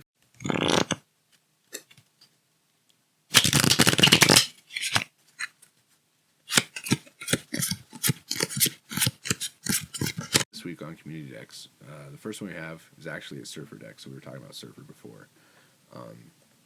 Mal's been playing this, so I think mileage may vary because he's been Infinite for a bit, so I don't know how well this necessarily works ranking up ladder-wise. I do know that he says it's effective, so, I mean, it's definitely worth a try, but again, my disclaimer on this is he's already Infinite, so I don't know how much that affects his ability to make this deck work versus, you know, while climbing in ladder. Lower ranks, yeah. Where your loss matters. Yeah. So, that said, the deck list is Nova, Okoye, Brood, Mr. Fantastic, Silver Surfer, Cosmo, Killmonger, Polaris, Maximus, Shang-Chi, Sarah, and Arrow. So the Sarah's there not to get buffed, just so you can play more cards on the last turn. Arrow's there in case you don't Sarah, I guess, and you can move stuff away from your winning lanes. You're going to want to Brood one lane and then buff that with Silver Surfer. On the lane you Brood, you can also drop like your Mr. Fantastic, if it's center especially. You can drop a Cosmo if you're afraid they're going to get bigger there than you will, and you want to really secure that lane. If you're playing Cosmo into the Brood, you're going to get less effect out of your Maximus. What you really want to do is play Maximus on the same lane as Cosmo, because you're going to get a 10 plus the Surfer effect. So that's going to be a very tall lane as it is. And Brood being, you know, a 6 to start with and getting all that benefit, it's going to be, you know, a large lane through width. If Okoye buffs any of those things, then just extra. And then Polaris, you can, you know, use to get not only good power with that 5, but to move a card of theirs away that's a 1 or 2 cost card. That could be the difference in winning a lane or not, potentially. So that could be really huge. Shang-Chi there, obviously, because you're not running a very tall deck. You might need that as a counter. And then Arrow, because if you've done this pretty well early on, and especially if you haven't drawn Sarah for turn 5, you could play like Surfer, you know, maybe turn 5, you know, if you don't have like another play really, right? And then you could drop your Arrow on 6 to move everything away from that Brood lane and that Maximus lane and etc. that have now gotten super buffed. So it's definitely a solid deck, and I can see it working even at lower levels. My thing is more just that I know Mal is playing it at Infinite, so I'm concerned that the mileage may vary purely because of that. And I'm not really in a position to want to test it on ladder this season, so... yeah, ladder's been so frustrating for me that I'm just like, I don't really want to experiment. Yeah, I'm fine with just my Galactus Kang situation. But if anybody, you know, gives this a whirl, let us know in the comments how it went for you, and what you think of it. And I mean, if you want to copy pasta the deck list to me, I might throw it in as a deck. And if I start to drop, I might say screw it. But yeah, I'm just I missed the Surfer Brood combo early, so it's harder for me to really like. I don't have the experience to like rock a deck like this without having to learn, and learn means I'm going to lose a few cubes in a few situations that I didn't foresee potentially, kind of thing. Yeah. If I do hit the rank up, if I manage to like play enough and hit the rank up this season, because last season I finished Omega, so I kind of feel like I should be able to, but you know, we'll see. But if I hit the rank up into Diamond and I get those plus 50 cubes, I might give it a whirl at that point, just because I'm playing with a little bit of house money, even though I would rather just rank up straight up. But purely because Galactus can be one-dimensional and can be counterable, this could be, you know, a little bit more fun with the width and the number of plays you can make. So if I do hit the threshold and get a plus 50, I might give it a whirl for like a few hands and then go back to Galactus, knowing that, you know, I can climb back up anyway. Mm-hmm. But yeah. I think it could be a very, very strong deck, and I would love to give it a whirl. The next one we have is from Ezras, and this one he calls Thanos Zoo. So this one is based around Thanos, also has Ant-Man, Korg, Quinjet Armor, Mystique Cosmo, Darkhawk, Khazar, Blue Marvel, Arrow, and Spectrum. So you do have a lot of ongoings: Ant-Man, Quinjet, Armor, Cosmo, Darkhawk, Khazar, Blue Marvel. So Spectrum will hit all of those +2, so that's very solid to have in the deck for that. You have Arrow to move some stuff away. Thanos and his stones with the Quinjet are already obviously going to be very strong. You have Mystique for the Darkhawk potentially. Plus, the stones are buffed by Khazar too, which is nice. Yep. So they're going to get even stronger. You can copy Mystique on the Khazar for the stones. You can copy Mystique on the Quinjet for free. All kinds of shit. You can copy Mystique like on the Blue Marvel for the +1s. You know, like there's a lot of options for her, which is good because a lot of times when you're running a deck with Mystique, you're running her to copy like a card or maybe 2 cards, and that makes it harder to hit those curves, and that makes it a less valuable situation. But I think, you know, in this case, just like with Spectrum having all this stuff to touch, Mystique has a lot of stuff to touch, so that's really cool. And then Quinjet can make the stones, you know, cheap and get the Thanos out big. But even if you can't get the Thanos out big, there's a lot of stuff here that can get large quick. So I think it's a solid deck, and it's a solid take on the Thanos archetype, because you don't often see the Thanos Zoo. You mostly see Thanos Lockjaw and stuff, but there's no Lockjaw here, for example.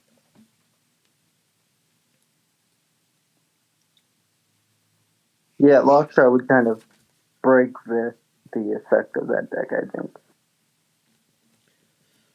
Oh, absolutely. But I was just more saying how, like, usually what you see Thanos with is a Lockjaw situation. Yeah, to get the stones out. Yeah. Yeah, to try to get the stones out quicker.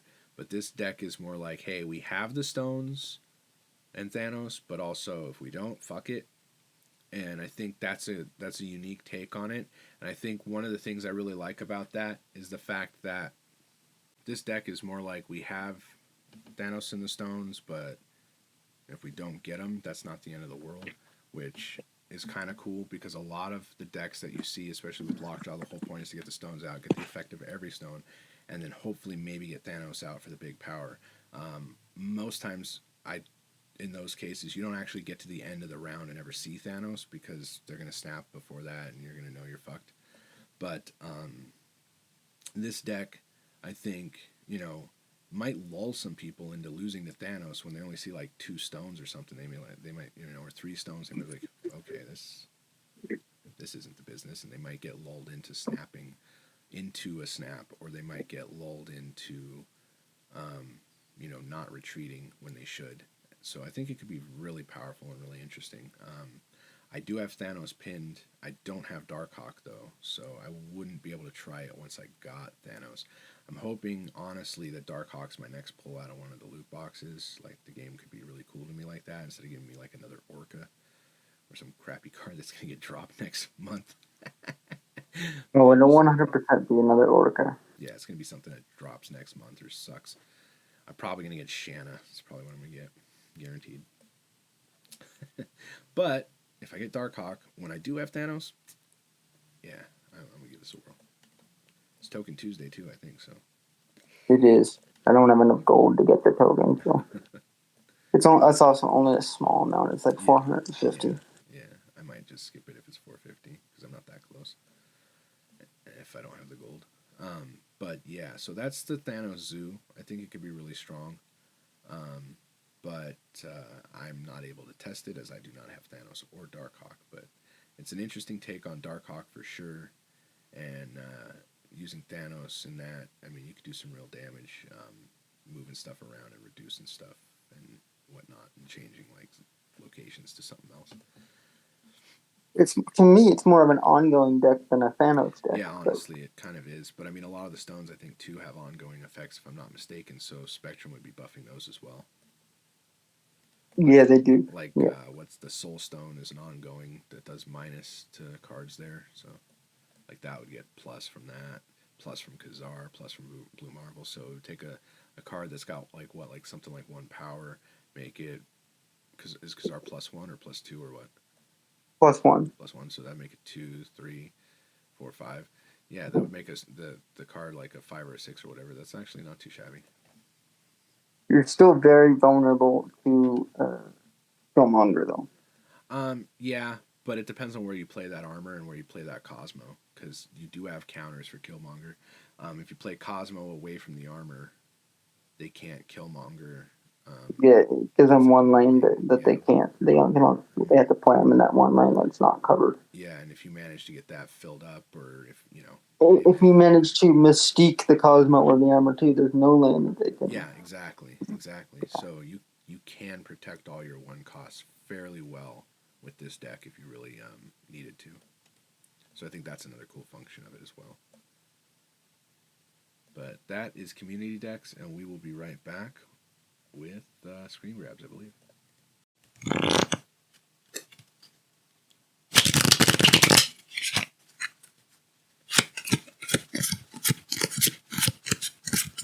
This first screen grab is one I called Kang Shows Shang-Chi the Path to Victory. So this was when I first got Kang, and I was playing in my Galactus deck, and Kamar-Taj popped, so I just played Shuri there, knowing that I don't necessarily have to play Galactus. Especially, like, considering the kind of cards they were dropping and the fact they had, like, Altar of Death and stuff. Like, it was going to be hard to play Galactus with only 2 lanes to set up with, and etc. So, what I ended up doing was I Shuried onto Kamar-Taj on 4 so that I could Doc Ock, filled up Machine World, which gave me nothing, right? Like, I think I have his wave, or no, I pulled his wave. He had done only Carnage to that point, so that's my wave in hand, and that's his Carnage that I got a copy of. But basically, I Doc Ock, and it's going to be a 40 because of the double Shuri, right? So I feel pretty good that he's not going to have enough in hand to overwhelm a 40 on top of a 2, because again, all he's got is Carnage there to that point, right? So I'm feeling pretty good about that. Turned out to be right. And since it's going to fill the location, I don't have to worry about it anymore. Doc Ock wins that lane. So then the next thing I had to do was figure out on turn 6, or something along those lines. No, I had dropped something into Altar of Death. That's how I was able to get Doc Ock and Shuri out when I did. I believe I played her on 3, and I played Ock on 4. So then on 5, I dropped Kang. And then I snapped and stuff. That dude didn't retreat, so I was like, okay, what are you doing? And he dropped some big cards and stuff on Kamar-Taj, and so all I did was drop Shang-Chi instead. And they stayed in it. I'm like, okay.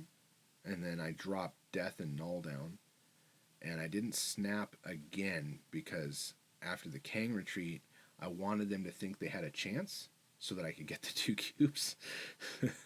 And the only reason I knew the Shang-Chi would work here is because of the fact that Altar of Death is the other location, and I filled Machine World with Doc Ock. I know he has to play up the middle, so he can't change what he does after, I see it with Kang, really.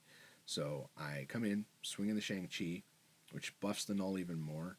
Death is now free. I put Death up, put Null up. GG. It's a pretty good one.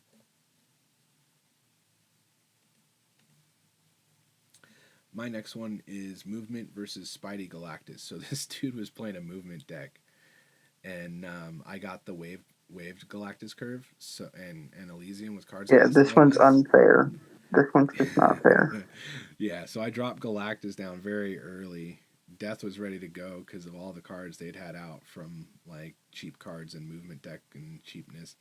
I'd already played Shuri somewhere and dropped the Hobgoblin and everything because of cards being so cheap. And then I Spider-Man'd, and they even had played Heimdall, man. Like, well, he's not going to move anything. And the funny part is they had Spider-Man me first. So they snapped when they did that. And I'm like, oh, that's precious. Because I knew I'm sitting on Death and stuff. And they had that big-ass Hobgoblin. It was fun. My last one for this week is, I called it Galactus Schmalactus. And this is a good example of how sometimes you just don't even need Galactus to win with the deck. Like I was talking, like, sometimes you need the Doc Ock or whatever, like how I won that one with Doc Ock and didn't Galactus, from the Camertage one, from the first one. But this one, basically, they had, I think, done something that moved my Galactus to where that wave is. I don't remember what. I think it was Magneto. Yeah, I was Galactusing on Kunlun. They had Prio and they played Magneto, which pulled my wave on top of Galactus, thus ruining the Galactus play. And that's fine. So I Spider-Man Fisk Tower. And they were like doing stuff on Warrior Falls with like Odin and like the hammer and all that. And so I Spidey Fist Tower, that holds that down. They've already snapped, and I snapped back because I knew there was nothing they could do about it. And they let it happen anyway. And I Kanged. That's why everything looks all fucked up. And it says it's 2 and max 8 and all that weirdness that's going on. It looks like 2 sets of cubes on top of it. I Kanged so I can make sure I do it right. But basically, I had Spidey'd, and then I just wanted to see where they play Warrior Falls or Kunlun on turn 6. And then I dropped Shang-Chi because they weren't doing anything on Kunlun, thinking that Magneto was enough for some reason. So they just kept playing at Warrior Falls. Okay. So I dropped Shang-Chi, killed Magneto, GG. Very weird decision on their part to not play anything on Kunlun. Very weird. But yeah, I'll take that one. The next up, we got the first of yours. This one was your Movement versus Ultron.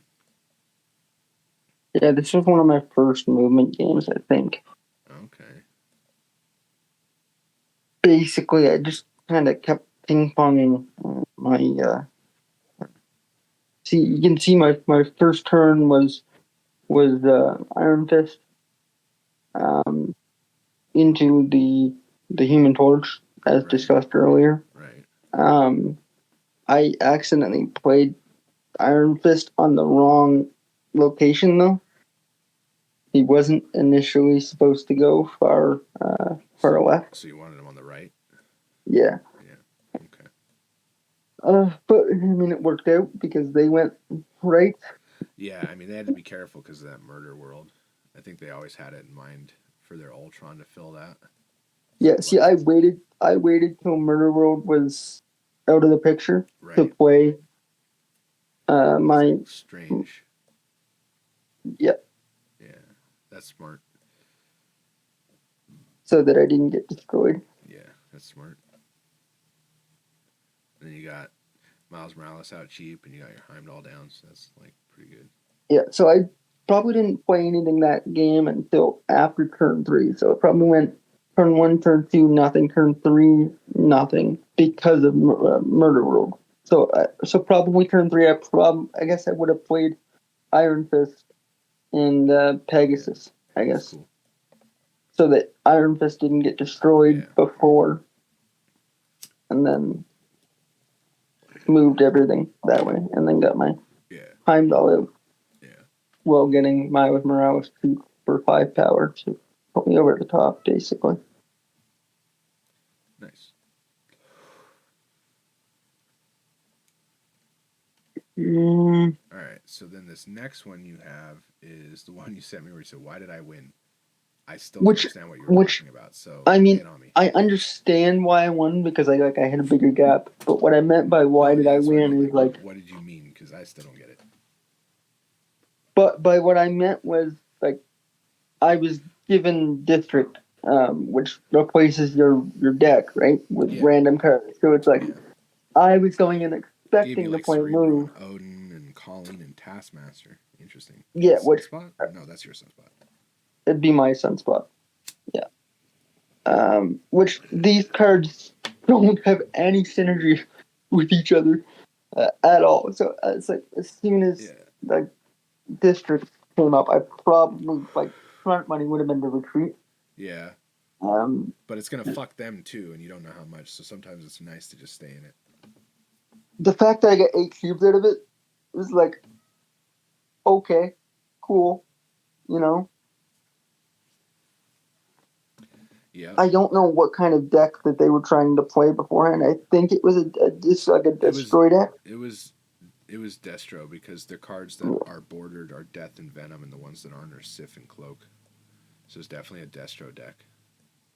And then they used Pegasus to put Death out early, it seems like. Yes. Yeah. And you can see that I had initially planned on getting a bunch of movement, but when district dropped, I was kind of screwed. Yeah. For movement. That's a good game, though. You managed to pull it off.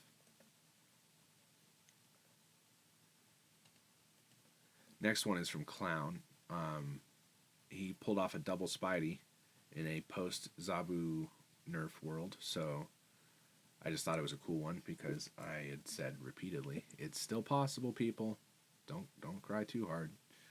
Especially with Sinister London. Yeah, well, yeah, this one's Sinister London, but I mean, you know, just saying, it wasn't going to be completely... No, even without it, it's still possible it's still to possible do, without it, but he pulled it off here with Sinister London, so he gets a double Spidey going, and I think that's really, really what won the game. And then he also got the double Valkyries, and then he has Luke Cage, so his cards are unaffected or affected positively. So where you can see that happening is on, like, say, Grand Central, the Yellow Jacket. It's not reducing the power of any of the cards, but it's also not a 2, it's a 3 because Valkyries brought it up. Same with Luke Cage brought it up. So I think that's a cool function of Valkyrie and Luke Cage is that she can't reduce cards on your side, which is very cool. And then on the flip-flop, you're just seeing a lot of cards that got smacked hard by Valkyrie. She-Hulk, Titania, Polaris. 0 unaffected, but 0 not that powerful. So, this is why when I was saying Shadow King dropping is good too, is because Valkyrie, I believe, already dropped to 4, if I'm not mistaken, and has a similar effect to Shadow King, if not last stronger, drop she dropped. Potentially. So, I mean, yeah, that's right, it was last drop. So, I mean, if she's already dropped, Shadow King has to drop, because look at how powerful she is. There's no way anyone's getting Shadow King instead of Valkyrie, to be perfectly honest. It's just funny that like Shadow King's kind of become a meme where it's like, what you don't have Shadow King yet because like apparently everybody already has him. Right. So, it's like, so the dropping to a lot of people was kind of funny because it's like, well, he's already, I've already got him, so the drop doesn't affect me either way, right? Yeah. But it's like looking at what I have and what I don't have. There's still a lot of people that I'm sure don't have them. Like I don't have them, so I don't. But yeah, this next one we called Clown's Professor X Space Throne because that's what won in the game. this one's disgusting.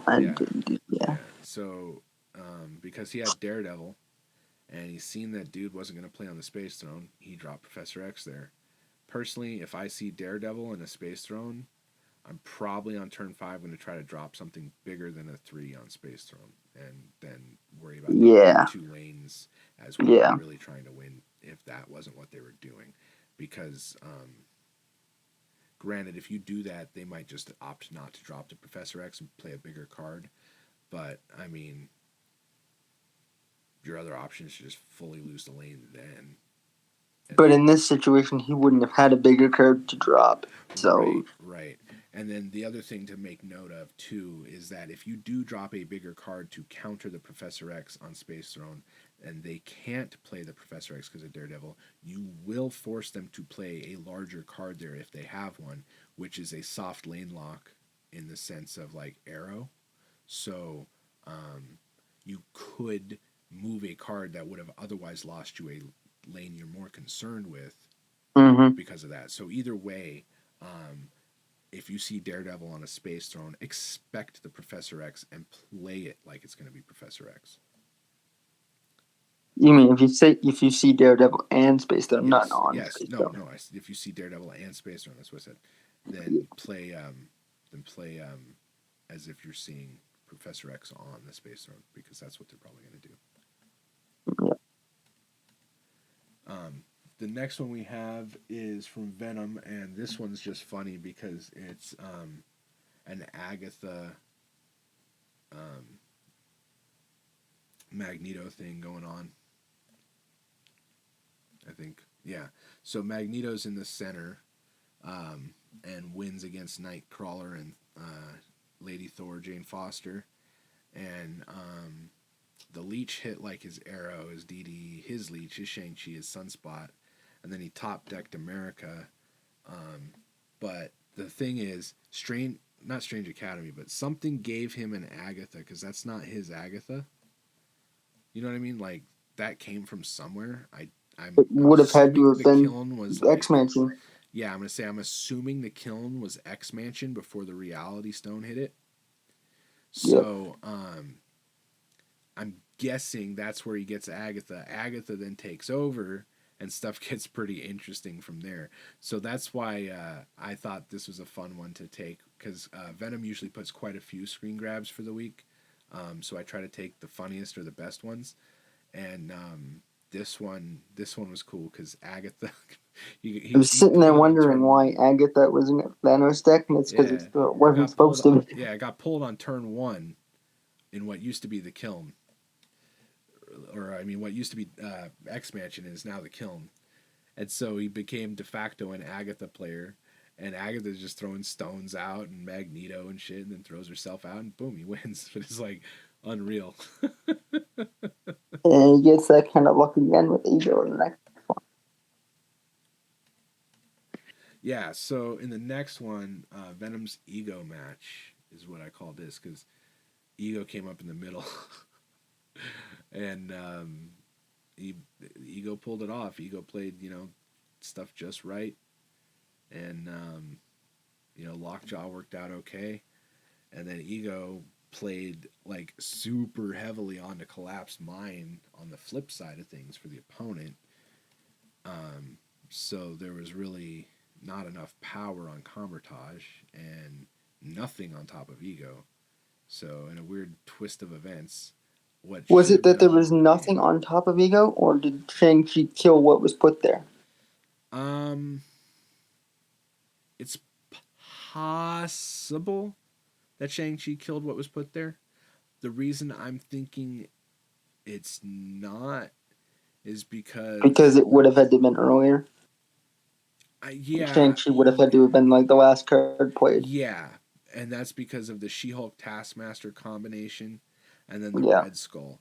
So She-Hulk Taskmaster, means that Red Skull was played turn 6 or something, or with Sunspot. And so if Ego played Red Skull and Sunspot turn 6, it was totally winnable. They just didn't.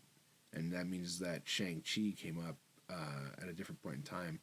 But I'm also wondering, as I look at it now, did Lockjaw pull that Reality Stone up and it switched to Ego at the end? And these guys just played it out the way they were playing it from the jump. In which case, what was that player thinking? What's interesting to me, though, is that Sunspot has been leaked, but there's no leak. Leech would have been dropped on Lockjaw.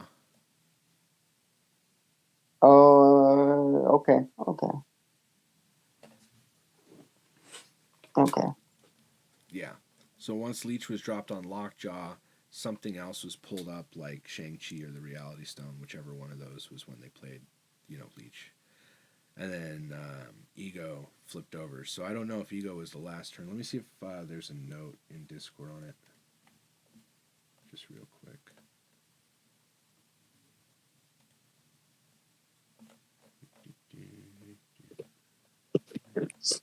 Looking for the Ego game real fast. It should be. Here it is. Okay, so he says, when he saw Ego playing Sunspot and Death instead of She-Hulk, he was very concerned. I think on his board. So that means that Ego did flip before turn 6 from the Reality Stone. That means turn 6 was played by Ego. Yeah, so they played through the entire game with Ego, so or most of the game. Yeah, so that means Leech was dropped on whatever mid was before it was Ego, and pulled up the Reality Stone. And then Ego misplayed and fumbled turn 6 because they could have just... Because, I mean, it's not like Ego doesn't know that there's a 7 there. It has to have already been there, you know what I mean, for Leech and Reality Stone interaction. So, has to have already been there. That 7's a given, and he plays a 15 and a 1. And he doesn't play them up the middle. Now, granted, that 15, when you take 8 away, is a 7, but that's why I'm saying Sunspot is one more. And I don't understand, if Ego already knows that that's what's in the middle, why you wouldn't just play those 2 there. I mean, I guess, is he afraid that 16's not enough on Collapsed Mind, but it's a turn 6. Where are they going to play? Infinite? They played turn 5. You see what I'm saying? So it's a weird choice by Ego to fail that game for the other player in a winnable situation. That basically means that the MVP of this game was the Reality Gem, literally. So Which is hilarious. Yeah, pretty interesting, pretty funny.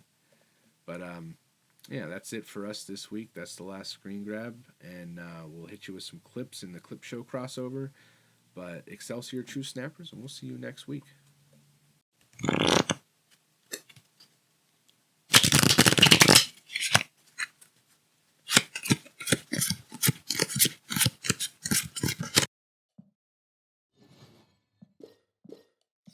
Yeah, we knew Era was coming. Wow, Pixel Titania. Dude, that makes 7 straight mystery variants that are all pixels. That makes 7 straight mystery variants that are pixels. My pixel luck is insane. It's through the roof. It's actually disgusting. Actually disgusting. Enough said, bub. And I top the galactic.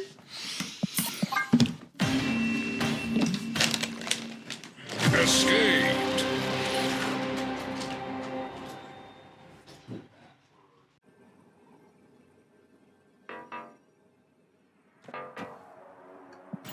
This should tie the game, right? Opponent snapped. I just want to see what happens. They can't arrow me before he plays. There's nothing they can do here, and it'll tie. I want to see what happens. Kneel before the Galactus.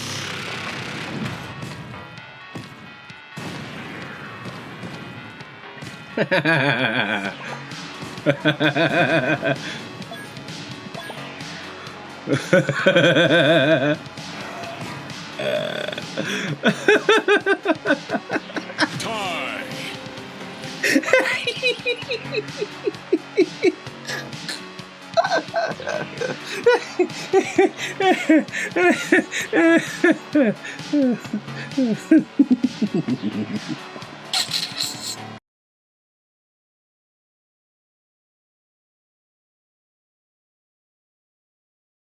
Come on.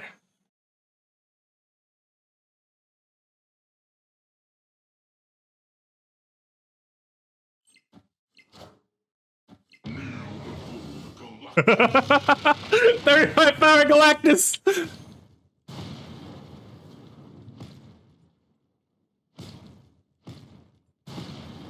No Shang-Chi. No Shang-Chi. Iron Man. Okay, that's fine. Iron Man. Onslaught. No, it's one tower behind us. Galactus. Man, we hit him hard. We hit him fast. We hit him with the Nimrod that's meant to last.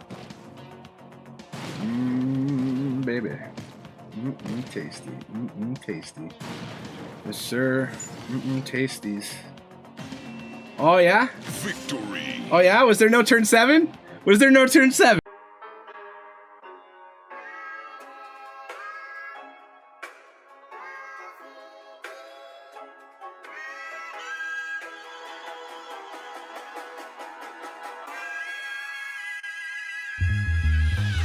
Where each deck fitted, even though I'm prone to snap that. Known to be so quick-witted, you sound Drax when you snap back. When everyone knows it rains Jess Jones on the tap mat. Think your boss sings the flow, administer vision if you're not at the spot I blow with a skip track. You tried to blow back the roof, so my armor said I will skip that. Jubilee still got a +1, Okoye said she's with that. Cause the Nightman cometh, Iceman stunneth, while the Hulkman smashing America ass who done it. Snapverse 616.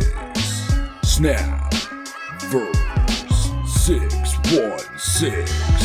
Snapverse 616.